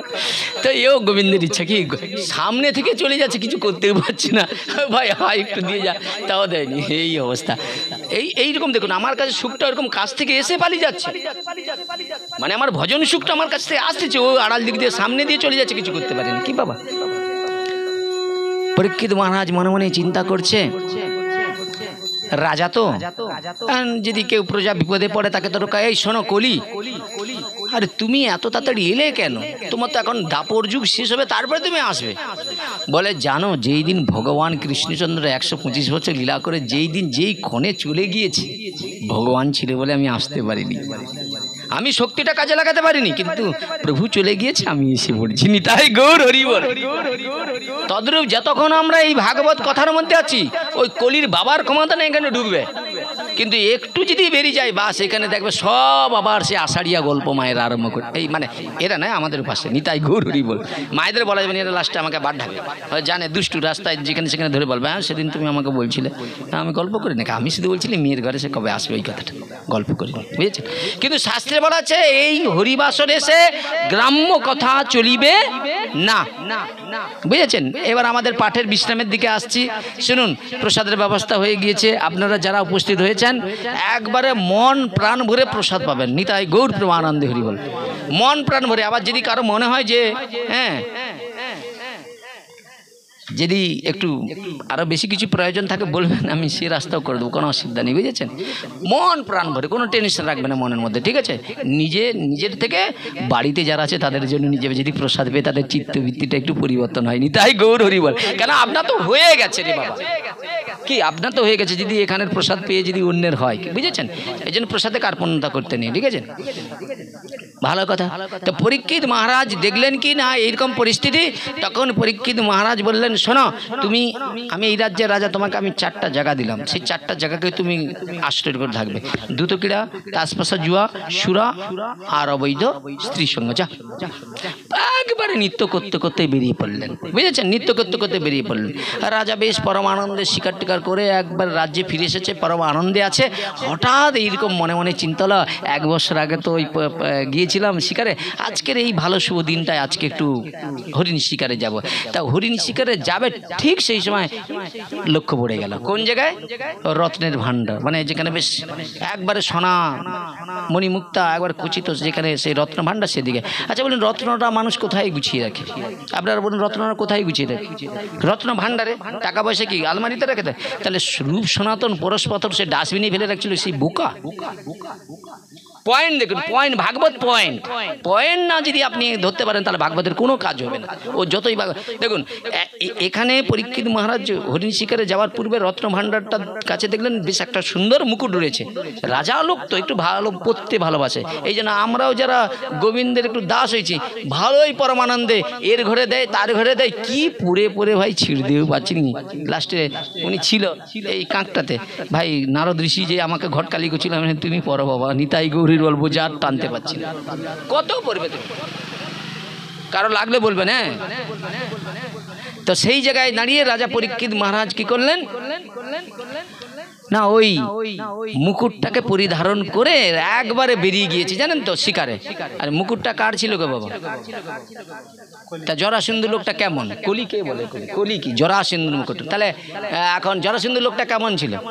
দাঁড়ান, এইখানেই প্রশ্নের উত্তর আছে। জরাসন্ধু লোকটা কেমন ছিল? শতগুণের অধিকারী ছিল না রজতম গুণের অধিকারী ছিল? তাহলে শতগুণের হলে ভগবানের সান্নিধ্যে থেকে ভগবানের বিপক্ষে থাকতো না, অন্যকে সাপোর্ট করতো না। ওই যে দুর্যোধন দুঃশাসন এত পাপ করতেছে, অন্যায় করতে, তার পাশে থাকতো না। তাহলে তিনি কার পাশে ছিল? ওই দুর্যোধন দুঃশাসন পাপিকারীর পাশে আছে। তখন আমরা যে এত ভাগবত করতেছি, আমরা কি পাপের পথে আছি না সত্যের পথে? বলে দূর। কোথায় একটা যদি কেউ জানতে পেরে যায়, লাস্টে আসা জিনিসটা আবার ঘুরে চলে গেলে তখন কি হবে? তার চেয়ে ওখানটায় দিয়ে দে, পাপ হোক যা হোক, পাচ্ছি তো রে বাবা। কি বাবা, আমি বৈষ্ণব হতে পারি, কিন্তু আমার স্বার্থটা যেখানে আছে আমি আমারটা দেখে নেবো, তাহলে হবে না? অন্যায় যে করে, অন্যায় যে সয় না, আমি না খেতে পাই, ভিক্ষা করে খাবো, কিন্তু ওই অন্যায়ের ধন আমার দরকার নেই।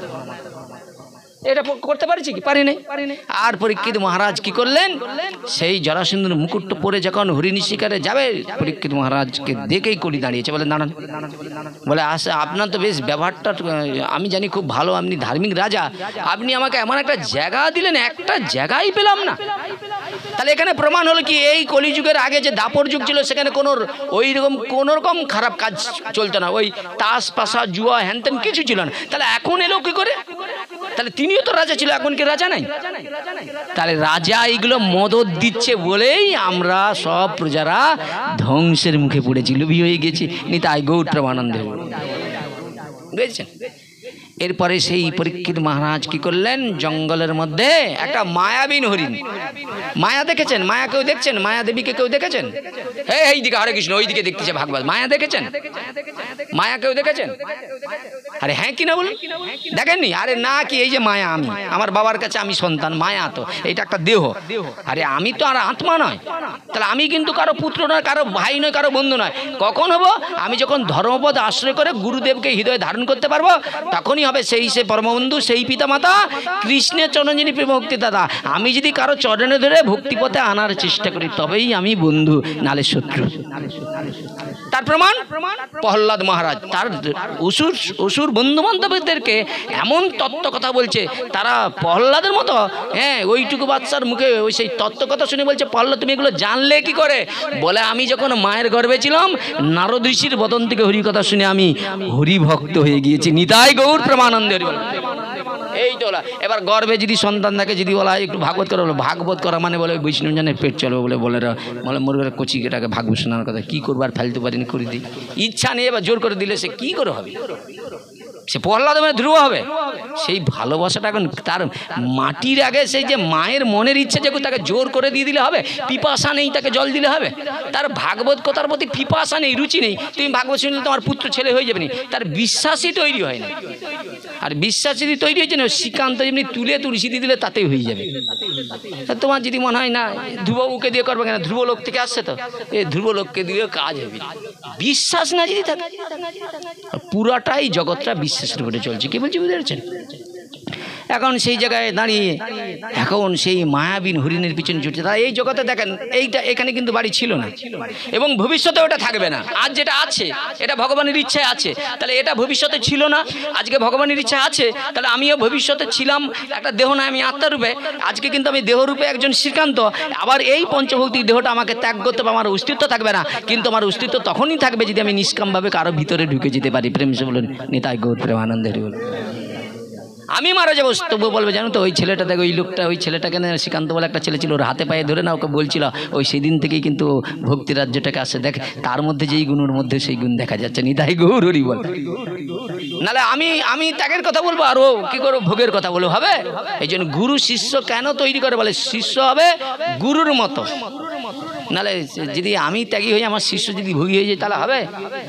এই জন্য গুরু হতে গেলে আগে কৃষ্ণ ভক্ত হতে হবে, 6টা বেগ জয় করতে হবে। কাম, ক্রোধ, লোভ, মোহ, মদ, মাশ্চর্য, 6টা বেগ জয় করতে হবে। তুমি কোন বেগটা জয় করে ফেলেছো? তারপরে দ্বিতীয়, তোমাকে গুরু হতে গেলে বাক্য বেগ, ক্রোধ বেগ, উদর বেগ, উপস্থিত বেগ, 6টা বেগ জয় করতে হবে, এবং নিঃস্বার্থভাবে জগতের কল্যাণের জন্য নিজের জীবনকে উৎসর্গ করতে হবে। কোথায় হয়ে যাবে কি, মানে মামা ঘরের কথা ভক্তি লাইনটা, ভক্তি লাইনটা পুরা ত্যাগের উপরে দাঁড়িয়ে আছে ভক্তি। আর আমি সেটাকে আমার জীবিকার কাজে লাগিয়ে দিলে হবে? কোথায় হবেই না।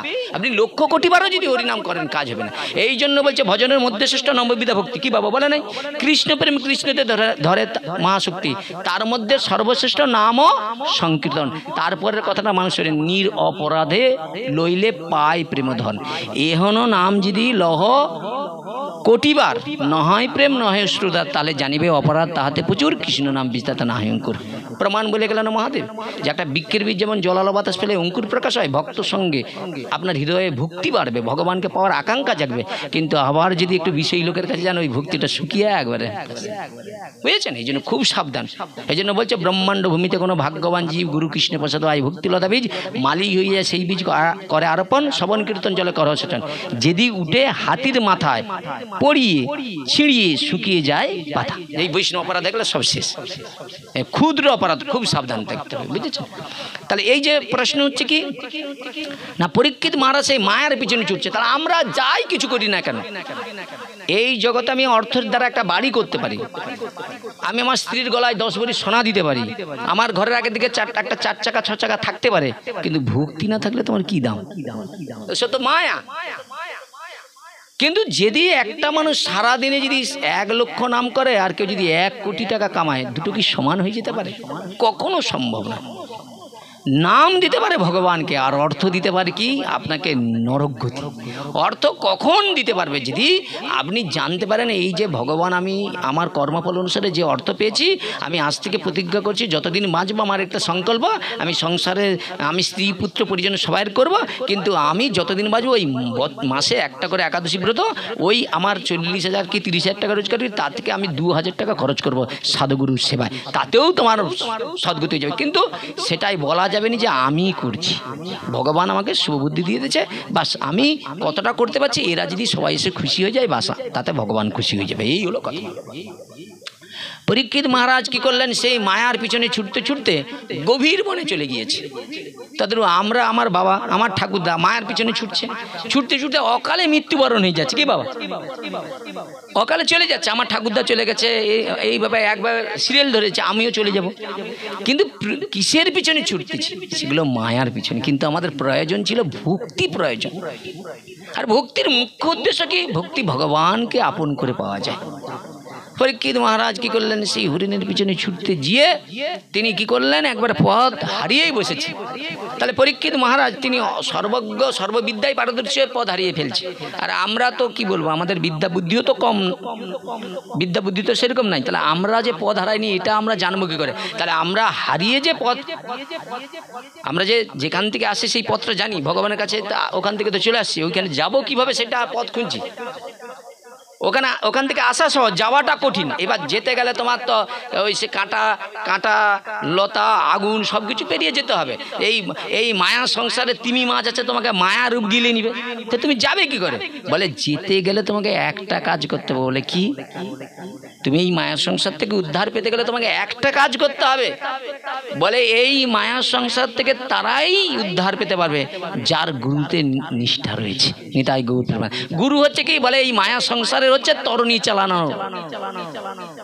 আমার গুরুদেব হচ্ছে মায়া সংসারে তরণী নিয়ে আসছে, আমি সেই তরণীতে উঠে পড়েছি। গুরুদেব এই মায়ার সংসার থেকে উদ্ধার করে আমাকে গোলক বৃন্দাবন যাত্রী করবে। তাহলে গুরুদেব এই জগতের বস্তু নয়। তাহলে গুরুদেব হচ্ছে ভগবানের নিত্য জন। নিত্য মানে কি বলা যায়, মানে নিত্য পার্শ্বদ। এই জন্য ভগবান বলছে আমি এবং গুরু কখনো পৃথক নয়। হে উদ্ধব, গুরুকে কখনো মনুষ্য জ্ঞান করা যাবে না, গুরু হচ্ছে ভগবানের স্বরূপ। বুঝেছেন? তাহলে সেই জায়গায় দাঁড়িয়ে ওই মায়ার পিছনে ছুটতে ছুটতে এখন পিপাসা পেয়েছে। আপনাদের পিপাসা পাচ্ছে নাকি মা? অনেকের ঘুম পিপাসা এসেছে, বিশ্রাম করে দিচ্ছি। কি অনেকে দূর দূরান্ত থেকে এসেছে, বিশ্রাম। এখন ওই পিপাসা পেয়েছে, আর পিপাসার কারণে তিনি কি করলেন, তপবনে মুনির কাছে গেলেন। আর মুনির কাছে যেয়ে কি করলেন, মনে মনে চিন্তা করলেন, এই মুনিবর একটু জল, আমার খুব পিপাসা পেয়েছে, একটু জল দাও, হ্যাঁ একটু কিছু খাওয়ার দাও। কিন্তু মুনির তো ধ্যানে রয়েছে। তদ্রূপ দেখবেন এই যে ধ্যান জিনিসটা কি, বলে ধ্যান শব্দের অর্থ শুনুন, এইটা শুনে নিন। এইটা শোনার পরে বিশ্রামের জায়গায় যাচ্ছে। ধ্যান শব্দের অর্থ বলে আপনার মন যেন না ওই একটা কেন্দ্রবিন্দু থেকে কোনো কারণবশত সরে অন্য কোনো চিন্তার মধ্যে না চলে যায়। তাহলে আমি পাঠ করতে বসবো, তাহলে পাঠের সময় আমার মনটা যেন পাঠের মধ্যেই থাকে, যেন ওই মনটা যেন না অন্যদিকে চলে যায়। তা আপনি যখন ভগবানের কাছে যাবেন 2 মিনিট 1 মিনিট যেন মনটা যেন ওইটুকু টাইমটা থাকে। তাহলে আপনি মন্দিরের কাছে বসেছেন, মন আপনার দেহ বসেছে, মন চলে গেছে, তাহলে হবে? এই জন্য ভগবান বললেন যে আমাকে এইভাবে দান করে সব কিছু করে, এরা সবাই সব কিছু করতে পারে, কিন্তু যে সাধুর সঙ্গে করে তার মনটাকে আমাকে দিয়ে দিয়েছে, বলে আর তার কোনো দিতে লাগবে না। এই জন্য বললেন মনমনা ভব মদ ভক্ত মজ্জেজিমাং নমস্কুরু। যে ভক্ত আমাকে মন দিয়ে দিয়ে মানে তার সর্বস্ব দেওয়া হয়ে গেছে। আপনি সব দিয়েছেন কিন্তু মন না যদি দেন তাহলে কি করে হবে? আর মনটা দিতে গেলে তোমাকে করতে হবে কামনা শূন্য। বুঝেছেন? তা পরীক্ষিত মহারাজ কি করলেন, বড় অন্যায়টা করেই ফেললেন। আর অন্যায়ের কারণে আপনারা সবাই জানেন যে তিনি কি করলেন, ঋষির গলায় মৃত সর্প ঝুলিয়ে দিলেন। আচ্ছা, মৃত সর্পটা ঝুলানোর মুখ্য উদ্দেশ্য কি? একজন সাধু শ্রেষ্ঠ, বৈষ্ণব শ্রেষ্ঠ, পরম ধার্মিক, সে আবার সাধুর গলায় সামান্য জলের জন্য মৃত সর্প ঝুলিয়ে দেয়? বলে এটাই হলো ভগবানের লীলা। বলে কেন? বলে ভাগবতের এমন একজনকে শ্রোতা রূপে পাঠাবো, তিনি এই তোমার আমার মতো নয়, তিনি রাজাধিরাজ পরম ধার্মিক পরীক্ষিত, যিনি মাতৃগর্ভে ভগবানের কৃপা করুণা লাভ করে জন্মগ্রহণ করেছে, যার নাম হলো বিষ্ণুরাজ, বিষ্ণুর দ্বারাই রক্ষিত। এবার ভগবান বলছে শ্রোতা তো পেয়ে গেছে, এখন বক্তা কোথায়? ব্যাসদেব তো মাথা ফাটাচ্ছে সে পাশে, বলে কি এত গ্রন্থ রচনা করলো, তারপরে 17টা উপনিষদ ভাগবত রচনা হয়ে গেল, কিন্তু ভাগবত কার দ্বারাই প্রচার করবে? রোমহর্ষণ। হ্যাঁ, এই দেখেন, এই কিছু মনে করবেন না, দেখেন আজকে তো ভাগবতের কিছু আমরা ভাগবত বুঝি না। শাস্ত্রে আপনাকে দেখিয়ে দেবো, শাস্ত্রে বলা আছে 2 জন ভাগবত প্রচার করতে পারবে না। 2 একবারে গ্রন্থে লেখা আছে, সে 2 জন কে জানেন? 2 জন ভাগবত কথা প্রচার করতে পারবে না। হরে কৃষ্ণ। 2 জন, কেউ জানা? আপনার জানা আছে 2 জন ভাগবত প্রচার করতে পারবে না? কেউ জানা আছে আপনাদের? কারো জানা আছে? সে 2 জন কারা ভাগবত প্রচার করতে পারবে না? জানা আছে কি? হ্যাঁ কি না বলুন? কারো জানা নাই? দেখেন, বলে ভাগবত প্রচার করতে পারবে না শূদ্র। কে? শূদ্র। তাহলে ভগবান বলছে চারি বর্ণ আশ্রমে যদি কৃষ্ণ নেই বলছি সকর্ম করিলে সে নরকে পড়ে মরে। তাহলে ভগবানের মুখ থেকে ব্রাহ্মণের জন্ম, বাহু দিয়ে ক্ষত্রিয়ের জন্ম, উদর দিকে বৈশ্যের জন্ম, আর চরণ থেকে শূদ্রের জন্ম। বুঝেছেন? তাহলে শূদ্রদের বেদ পাঠে নিষেধ আছে। আরেকজনের বেদ পাঠে নিষেধ আছে, কার? মায়েদের। কিন্তু এখন ভাগবত তো মায়েরাও পাঠ করতেছে রে বাবা, কথা বুঝেছে না? ভাগবত পাঠ করছে, কীর্তন করছে, কিন্তু শাস্ত্রের সিদ্ধান্ত আমাকে জানতে হবে কেন নিষেধ করা আছে, কি কারণ। তাহলে এই ব্যাসদেব কি কলমে ভুল লিখে দিয়ে গেছে? এখানে কারণ আছে বলে বলছে। কিন্তু কখন তুমি বেদ পাঠ করতে পারবে? যখন তুমি নিজের সর্বস্ব সুখটাকে ফেলে দিয়ে কৃষ্ণ সুখের জন্য নিজের জীবন উৎসর্গ করবে। সেই দিন আপনাকে ভাগবত ডেকে বলবে তুমি এখানে আসো, বুঝেছেন? আপনাকে ডেকে নিবে, আপনার চিত্তশুদ্ধিটা হয়ে গেল, বুঝেছেন? কিন্তু আমার চিত্তশুদ্ধি হলো না, আমি যদি ভাগবতে বসে যাই কি হবে? ও আমার দ্বারা গল্প হবে। এইবার শুনুন, তখন পরীক্ষিত মহারাজ কি করলেন? ওই ক্রোধ এবং মাস্টার যারা পরিচালিত হয়ে মৃত সর্পরা। আচ্ছা, ক্রোধরা এলো কেন? না, ক্রোধরা আসার কারণ কি? জরাসন্ধুর লোকটাই তো ক্রোধই ছিল, তার মুকুট পড়লে তার ক্রোধ হবে না? তদ্রূপ আপনার ওই অর্থ রোজগারটার উপরেও কিন্তু আমাদের ভজনটাও জড়িয়ে আছে, 100% গ্যারেন্টি। আপনি যদি ধরুন, এই জন্য দেখেন আগে দেখুন বৃন্দাবন টিন্দাবনে মহারাজরা না হুট করে দান দিলে লাই নেই, কারণ আছে, সে জানবে আগে তার ডিটেলস। তুমি ধরো কোনো জায়গায় পাপ কাজ থেকে অর্থ নিয়ে এসে দিয়ে দিলে তুমি নিয়ে নেবে, এত সহজ নাকি? তাহলে এই ধরুন আমরা যারা হরিভজন করছি, আমাদের মুখ্য উদ্দেশ্য প্রেম মুক্তি পাওয়া। তাহলে প্রথমে তোমার বাবার যে মনের যে জোর ছিল, আজকে সেটা আছে? জিজ্ঞাসা করো, মুখের সামনে বলতেছি, কেন নেই? তখন যে পাওয়ার প্রবণতা ছিল, এখন সেটা নাই। সেই যে প্রেম, সেই যে ভক্তি, সেই যে ভগবান পাওয়ার যে আরতি, ঘুম নেই, নিদ্রা নেই, কখন যাবে সাধুসঙ্গ, সেইটা ক্রমশ কমে যাচ্ছে। কেন? বলে বিষয়ের অন্ন খাইলে মলিন হয় মন, মলিন মনে তা হয় কৃষ্ণের ভজন, নিতাই গৌর হরি বল। বুঝেছেন? বীজখানে কি করলো না, ব্যাসদেবের এখন মাথায় চিন্তা, কাকে দিয়ে ভাগবত প্রচার করে? তাই মনে মনে চিন্তা করলেন যে একমাত্রই ভাগবত প্রচার করতে পারবে তিনি কে? না, একমাত্র সুখদেব, মানে ব্যাসদেবের পুত্র। কিন্তু এর আগে তো এত যে ভাগবত আদি রচনার পূর্বে যে সব গ্রন্থ আদি রচনা করেছেন, তিনি তো রোমহর্ষণের দ্বারাই প্রচার করেছিলেন। কিন্তু রোমহর্ষণ কিন্তু শূদ্র ছিলেন, বুঝেছেন? শূদ্রদের দ্বারা বেদ পাঠ করেন। বলেন না, শূদ্র হয়েও জন্মগ্রহণ করেছিল রোমহর্ষণ। রোমহর্ষণ এমন হরি কথা শুনতো, লোমে লোমে হর্ষণ উৎকণ্ঠার সহিত শুনতো। এই রোমহর্ষণের পুত্র ছিল সুত উগ্র সভামুনি, বুঝেছেন? এইবার দেখুন, তাহলে রোমহর্ষণ কিন্তু শূদ্র হলেও তখনকার মুনি ঋষিরা বেদের জ্ঞান যারা অর্জন করছে তাদেরকে দেখে শ্রদ্ধা করতে হয়। আর এখন বেদজ্ঞ তত্ত্বজ্ঞকে দেখলে মানুষ মনে করে 2000 টাকার চাকর বেটা আসছে, নিতাই গৌরী সম্মান থাকবে। ধরুন আগে মানুষ যাত্রা অভিনয় দেখছে, বিনিময়ে কি করছে? যাত্রা তারা পেটের দ্বারায় 10,000 20,000 নিয়ে গেছে, কি বাবা? এখন যাত্রা পার্টির কি দাম? 5 জন 6 জন কীর্তনী আসবে, তার থেকেও 1 লাখ টাকা নিয়ে যাবে। কি যাত্রা আমি দেখতেছি রে বাবা এই কলিযুগে। তবু নাকি আমরা মহাপ্রভুর কোথাও কথা, মহাপ্রভুর ধারের কাছে নাই। মহাপ্রভু নিত্যানন্দ প্রভু মার খেয়ে প্রেম দিল, আর এরা নাকি সব পাঠিয়ে দিবে, তা কি করে হবে বলো? আর সেই আসনে যদি তুমি বসো, তোমাকেও ছাড়বে নি। এই জন্য কথাগুলো খুব হৃদয় নিয়ে নিতে হবে। কারণ আমার পাঠটা তো শেষ হতে হতে আসছে, আর কয়েকটা পাঠ আমার জীবনে হবে। আমি এরপরে আস্তে আস্তে করে গুছিয়ে দিচ্ছি, মাসে 2টোর বেশি পাঠ করবো না। কেন? এটা পেশাদারি লাইনের মতো হয়ে গেছে আমার। এই পেশাদারি আর ভালো লাগছে না। এই পেশাদারি করে কি লাভ? আমি আমার নিজের সাধন ভোজন করবো, সাধন ভোজন নিয়ে থাকবো। এতে বেকার নিজের সাধন ভোজন, কোথায় যাচ্ছি, কার সঙ্গে কি হয়ে যাচ্ছে, সব বেকার হয়ে যাচ্ছে। আমার যে পূর্বে যে এনার্জি ছিল, সে এনার্জি পুরো নেই, হারিয়ে যাচ্ছে দিনকে দিন। স্মৃতি শক্তি নষ্ট হয়ে যাচ্ছে, ভোজন সাধনে হচ্ছে না, ভিতরে কামনা বাসনা জেড়ে যাচ্ছে। আরে বলবুদ্ধি ভরসা, 40 ফেরালে ভরসা, এগুলো ছেড়ে যাচ্ছে না, আরো বেশি আঁকড়ে আসতেছে। কেন হচ্ছে? কোথাও কার অন্য খাওয়া হয়ে যাচ্ছে, ভুলভাল বসা। এই জন্য ভজন করতে হবে একাকী। ওই জন্য হাতে পায়ে ধরে বলছি, নিজের ভিতরটাকে তিলক করে নিন। আমাদের মতো তিলক করবে না, সব পায়ের ধুলা লিয়ে না, ওই ঠাকুমার মতো বয়সী না, সব তোমাকে একবারে নরকে ফেলে দিবে। কি বাবা? প্রণাম নেওয়ার আগে আমাকে মনে করতে হবে আমার ওই বানটা সহ্য করার ক্ষমতা হবে তো। এই জন্য দেখেন সবসময় মনে করতে হবে শ্রদ্ধা ভক্তি থাকবে। কিন্তু হুট করে যদি মায়ের বয়সী, ঠাকুমার বয়সী যদি কেউ চরণে দিয়ে দেয়, বাস বোঝাটি এমন দিয়ে দিল, স্মৃতি ভ্রষ্ট হয়ে যাবে। হবে না।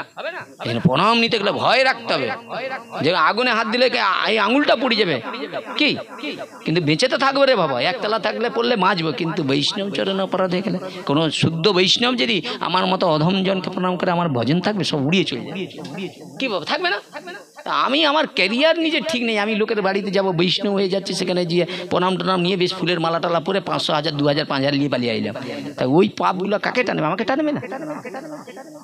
আমি আমার কথা বলছি, বুঝেছেন, আমি ভজনে উপলব্ধি করতে পারছি, এবং এইটা না উপলব্ধি করতে পারলে ভজন হবে না, বুঝেছেন। তাহলে সেই জায়গায় দাঁড়িয়ে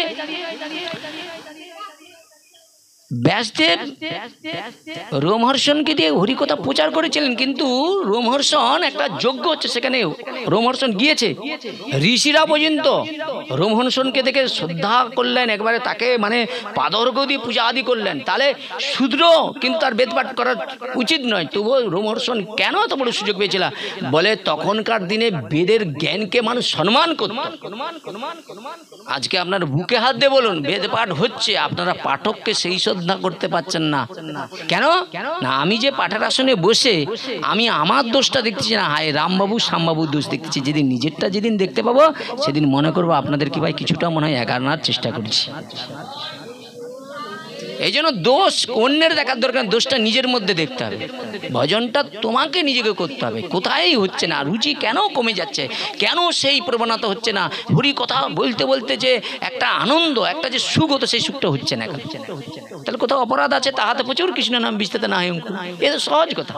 তো সেই জায়গায় দাঁড়িয়ে ব্যাসদেব কি করলেন না, তার পুত্র সুখদেবকে চিন্তা করলেন, কিন্তু সুখদেব তো সে সুখদেব, সে তার জন্মগ্রহণ করে ভাই কে মাতা কে পিতা কে কে সব তার ফেলে দিয়া এখন নারীটাও ছেদ হয়নি, নারীটাকে সে পৈতার মতো জড়িলে মার ছুট।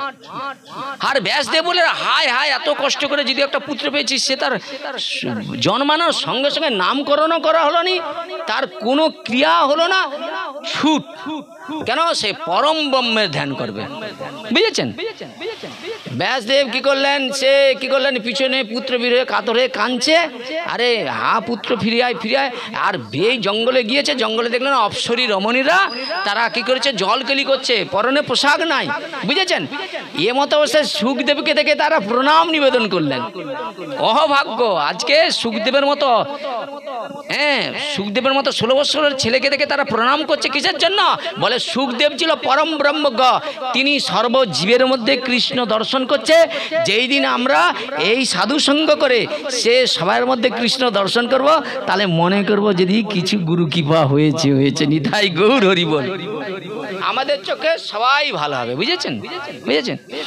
এইবার সেই জায়গায় দাঁড়িয়ে কি করলেন ব্যাসদেব, তো চিন্তায় পড়লেন, আরে আমাকে দেখে আমার ছেলেকে দেখে তারা কি পোশাক আদি পরলো না, প্রণাম করলো, আর আমি বৃদ্ধ 84 বছর বয়স, আমাকে দেখে তারা কি করলো কাপড় আদি পরিধারণ করলো।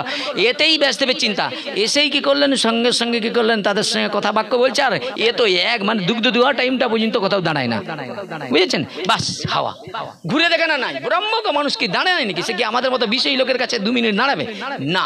দেখবেন আগে আমার ছোটবেলায় মনে আছে, এই যে কিছু কিছু জন আসতো দেখবেন রাস্তায় রাস্তায় ঘুরতো, কপাল দেখে দেখে হুড়ু হুড়ু বলে যাবে, তাদেরকে হাতে পায়ে ধরলেও ধরে আসবে না, তারা স্বার্থের জন্য করতো না, এমনি আসবে, এই তোমার ছেলেটাকে সাবধান করে জলে পড়ে যেতে পারে, এই দেখো ওর হাত ভেঙে যেতে পারে, এরকম বলে বলে চলে যাচ্ছে। ও বাবা আসো আসো ধরবে, বুঝবেও না, 1 টাকাও নিবে।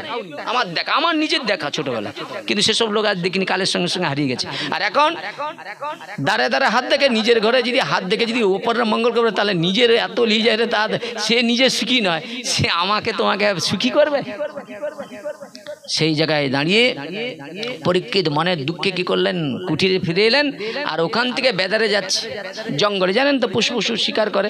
তো ও বলছে, ও বেদ ভাইরা এই কোথায় যাচ্ছে? বলে আমরা বনে যাচ্ছি, ফুল টুল চয়ন করতে যাই, আর সেখানে গিয়ে আর সব কি করি, ওই পাখিটাকে ধরি, ওগুলো বিক্রি করে বাজারে গিয়ে ওইটা বিক্রি করে জীবিকা অর্জন করি। বলে আমার একটা পাখি হারিয়ে গেছে, কত হচ্ছে, কটা বাজছে, 9:30 বিশ্রাম করে দিচ্ছি, আর দেরি করবো না, 10টার মধ্যে সব গুছিয়ে দেবো, ঠিক আছে। তা কি 12টা দেখুন মদনবাবু করতো, সকাল এই যা বার ধরতো সকাল হয়ে যেত, আমি নিজে প্রমাণ। দেখুন হরি কথা এইরকম হতো, সারা রাত এক্ষুনি কথা বলি, সারা রাত ওদেরকে তো 8 ঘন্টা বেশি বলে মুখে এমন দিবে রে ভাই, এই মিরিক ফুরে আসা বন্ধ করে দেবে, দাঁড় চুপ করে বসে। তাই এইবার সেই জায়গায় দাঁড়িয়ে খুব মন্দ শুনুন। তাহলে পরীক্ষিত ভাব নষ্ট করে সেই ব্যাসদেব কি করলেন, সেই বেদেদেরকে বলতে শুরু করলেন যে আমার তো একটা পাখি হারিয়ে গেছে। বলে দেখতে কিরকম? বলে সেটা তো ঠিক মতো দেখাই হয়নি, জন্মগ্রহণ করে ছুট, নাম কি? বলে নামকরণ করা হয়নি। হ্যাঁ, তা ধরবো কেমন করে? বলে আজ থেকে তোমরা আমার শিষ্য হয়ে যাও, আমি তোমাদের গুরু হয়ে যাব। বলেই কি করলেন, বেদেদেরকে শিষ্য তৈরি করলেন। শিষ্য তৈরি করেই ভগবানের একটা কি করলেন, ভাগবতের শ্লোক শিখিয়ে দিলেন। কি? ভগবানের রূপের বর্ণনা, বরাহ পীড় নটবর বুপু কর্ণে কর্ণিকা গলায় বৈজন্তী মালা, ভগবানের রূপের যে লীলা, গোচরণ করবার সময় যে লীলাটা, সেই লীলাটার সেই শ্লোকটা শিখিয়ে দিলেন বেদেদেরকে। আর বেদেদেরকে শিখে বললেন তোমরা যখন ওই জালটা লাড়বে অবসর সময় টাইমে ওই মন্ত্র উচ্চারণ করবে, বুঝেছ? আমার পাখি তোমাদের কাছে ধরা পড়বে তোমাদের জালে, প্রেম সে বলে নিতাই গৌর হরি বল। দেখেন, আর যেই কি করলেন, একবারে দেহটা এখানে বসে আছে, এ দেহ প্রাণ আছে কিনা জানতে পারে না, সুখদেব এমন ভগবানের সঙ্গে লাগিয়ে দিচ্ছে, বুঝেছেন? এই কর্ণ টর্ণ সব বন্ধ হয়ে গিয়েছে, কর্ণের দ্বার। কিন্তু ভাগবত এমন রচনা করে দিয়েছে, এই ঋষিদের মুনিদেরকে পর্যন্ত ধ্যান ভাঙিয়ে দেয়। ব্যাসদেব মনে মনে চিন্তা করলেন ওই সুখদেবী একমাত্র ভাগবত প্রচার করলে ভাগবতের সম্মান থাকবে। বলে কেন? বলে ভাগবতে যে পরমহংস, পরমহংস মানে বলে সাধু সন্ন্যাসীদের গ্রন্থ, এগুলো সাধু সন্ন্যাসীর গ্রন্থ। আজকে গুরু বৈষ্ণব ভাই তুমি আমি পেয়ে গেছি, সহজ জিনিস নয়। প্রেমী চলে নিতাই গৌর প্রেমানন্দে, কে সাধু সন্ন্যাস জিনিস কেন? বলে সুখদেব ছিলেন পরম ধর্মজ্ঞ ব্রহ্মনিষ্ঠ সুখদেব, বুঝেছেন? যেখানে দেবতারা এলেন অমৃত কুম্ভ নিয়ে, পরীক্ষিতের সবাই দেবতারা অমৃত কুম্ভ নিয়ে বলছে আমরা দেবলোক থেকে অমৃত নিয়ে আসছে, আপনি অমৃত গ্রহণ করুন আর বিনিময়ে আপনার কথা অমৃত দিন। বলে বেরিয়ে যাও এখান থেকে, এই সভা থেকে বেরিয়ে যাও। বলে কেন? বলে ভক্তি ছাড়া ভাগবত পাওয়া যাবে না। আর আমরা সেই অমৃতকে নিয়ে আজকে কি করেছি, ঘরে ঘরে যাচ্ছি, দাঁড়ে দাঁড়ে যাচ্ছি, দাঁড়ে দাঁড়ে বলে না কি একটা কথা জান, দাঁড়ে দাঁড়ে মাগে ভিগনি, কি একটা কথা আছে না, সেরকম আমরা কি করেছি, এইটাকে বাজারের মতো, হাট বাজারের মতো দরে দরে বিক্রি করা শুরু করছে। এই আমি এর কাস্টমারও ভালো হচ্ছে, ব্যবসাও ভালো চলছে, হ্যাঁ বেশ পরমানন্দে খাচ্ছি যাচ্ছে, বিন্দাস চলে যাচ্ছে। কি তাহলে ব্যাসদেব কি করলেন, যে সেই শিষ্যদেরকে শিখেছে, ভাই শোনো, যদি আমার পাখি এসে ধরা পড়ে জিজ্ঞাসা করে এই শ্লোক কোথা থেকে পেয়েছে, আমার নাম বলবে না, পরিচয় বলবে না, বলে তুমি যদি ওই জনের কাছে যেতে চাও আমি নিয়ে যাবো, চলো।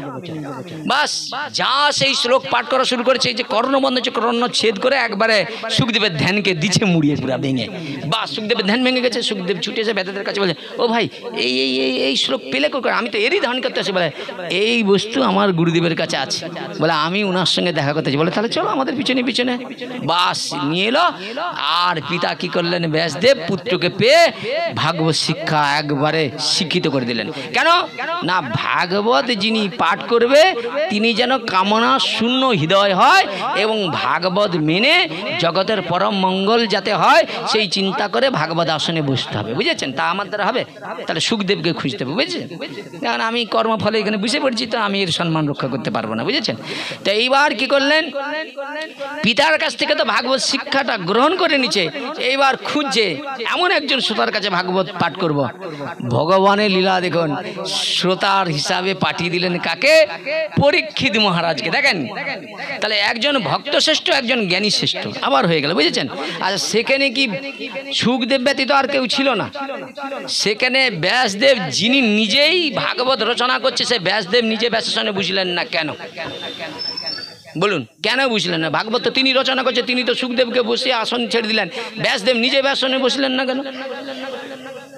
আচ্ছা, সেখানে পরাশর ঋষি ছিলেন, গৌতম ঋষি ছিলেন, হ্যাঁ সান্ডল্য ঋষি, কাশ্যপ ঋষি, বড় বড় ঋষি মুনি ঋষিরা, যক্ষক রক্ষক গন্ধর্ব, হ্যাঁ তীর্থ, তারপর হচ্ছে গঙ্গা যমুনা, সবাই তো সেখানে, পেট পিশাচ নাগ নাগিনী সবাই উপস্থিত হয়ে গিয়েছে। তাহলে সেখানে সুখদেবকে খুঁজে নিলে কেন? আপনাদের প্রশ্নে ভাগবত যিনি রচনা করছে যে ব্যাসদেব, তো মুনি বুঝেই তো পরীক্ষিতকে শোনাতে পারতেন, কেন ব্যাসদেব বুঝতে পারলো না? তাও মহাজন্য বললেন, বলে ব্যাসদেব না বসার একটা কারণ আছে।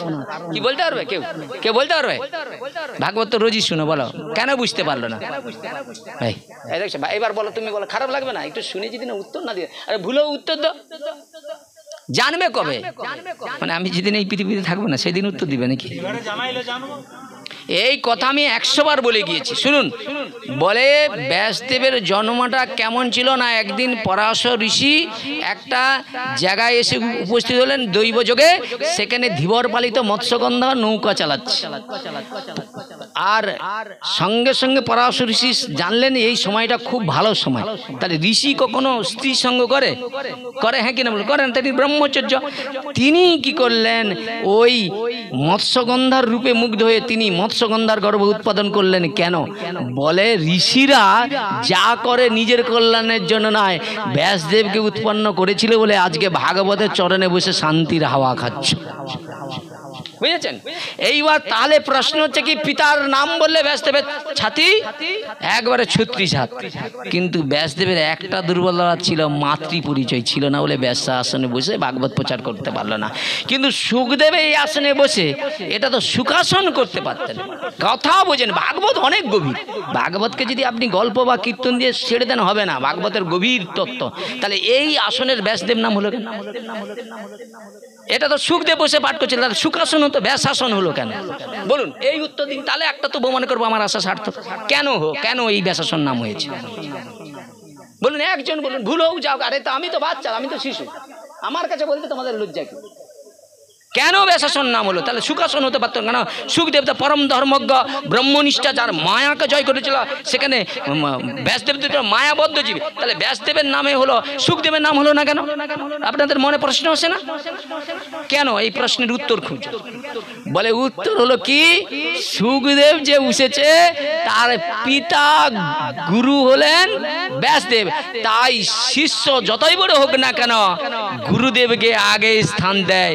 তাই সুখদেব তার পিতাকে বড় করবার জন্য, গুরুকে বড় করার জন্য এই আসনের নাম দিল ব্যাসাসন। ব্যাসদেবের নাম অনুসারে হলো ব্যাসাসন। এত সহজ নয় এর ভিতরটা, এর ভিতর অনেক গভীর। আর যত রাত্রি যাবে তত মাথা থেকে বুদ্ধি বেরোবে। আর তত আমার সবার গালাগালি করবে, এতজন লোক আসছে কি হবে? কি ওই অর্জুনের মাথায় ছাতা আর কৃষ্ণের মাথায় রোদ। ওই রোদ যত বাড়বে তত তো জ্ঞান তত্ত্ব বেরাবে। বুঝেছেন? রাত্রি হলে তত তত্ত্ব বেরাবে। নীরব হবে। মহাদেব পার্বতী দেবী বলছে, শোনো, এই সব মায়াবদ্ধ জীব হরিকথা শুনবে, এই হরিকথা শুনে নেবে না। না, জনশূন্য অবস্থায় হরিকথা বলতে হবে। বলে হরিকথা কার কাছে বলতে হবে? মহাদেব পার্বতী দেবী বলছে শ্রদ্ধাবান শ্রোতার কাছে হরিকথা বলবে, যার হরিকথাতে রুচি নেই, যারা বিষয়ী, যাদের মানে কপটতা যাদের মধ্যে রয়েছে। বলে এরকম কপট চতুর জনের কাছে হরিকথা বললে এই হরিকথা বলা অপরাধ হয়ে যাবে। এই জন্য বাবু সেই অপরাধে আমি মরতে বসি। ওই যার রুচি নেই তাকেও যেচে দিলে কি হবে? হরিকথা বলাচ্ছে অপরাধ হয়ে যাচ্ছে।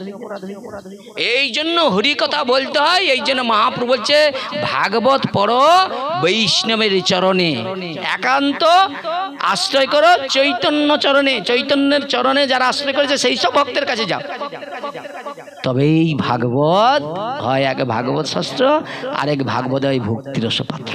দুইটা যখন এক হবে তবেই তো ভাগবতের মূর্তি প্রকাশ হবে। নিতাই গৌর প্রেমানন্দের বল, তবেই স্বয়ং ভগবান কি পাবে। আর রাত্রি করছি না, আপনারা সবাই ভালো থাকবেন। অধমকে আপনারা আশীর্বাদ করবেন।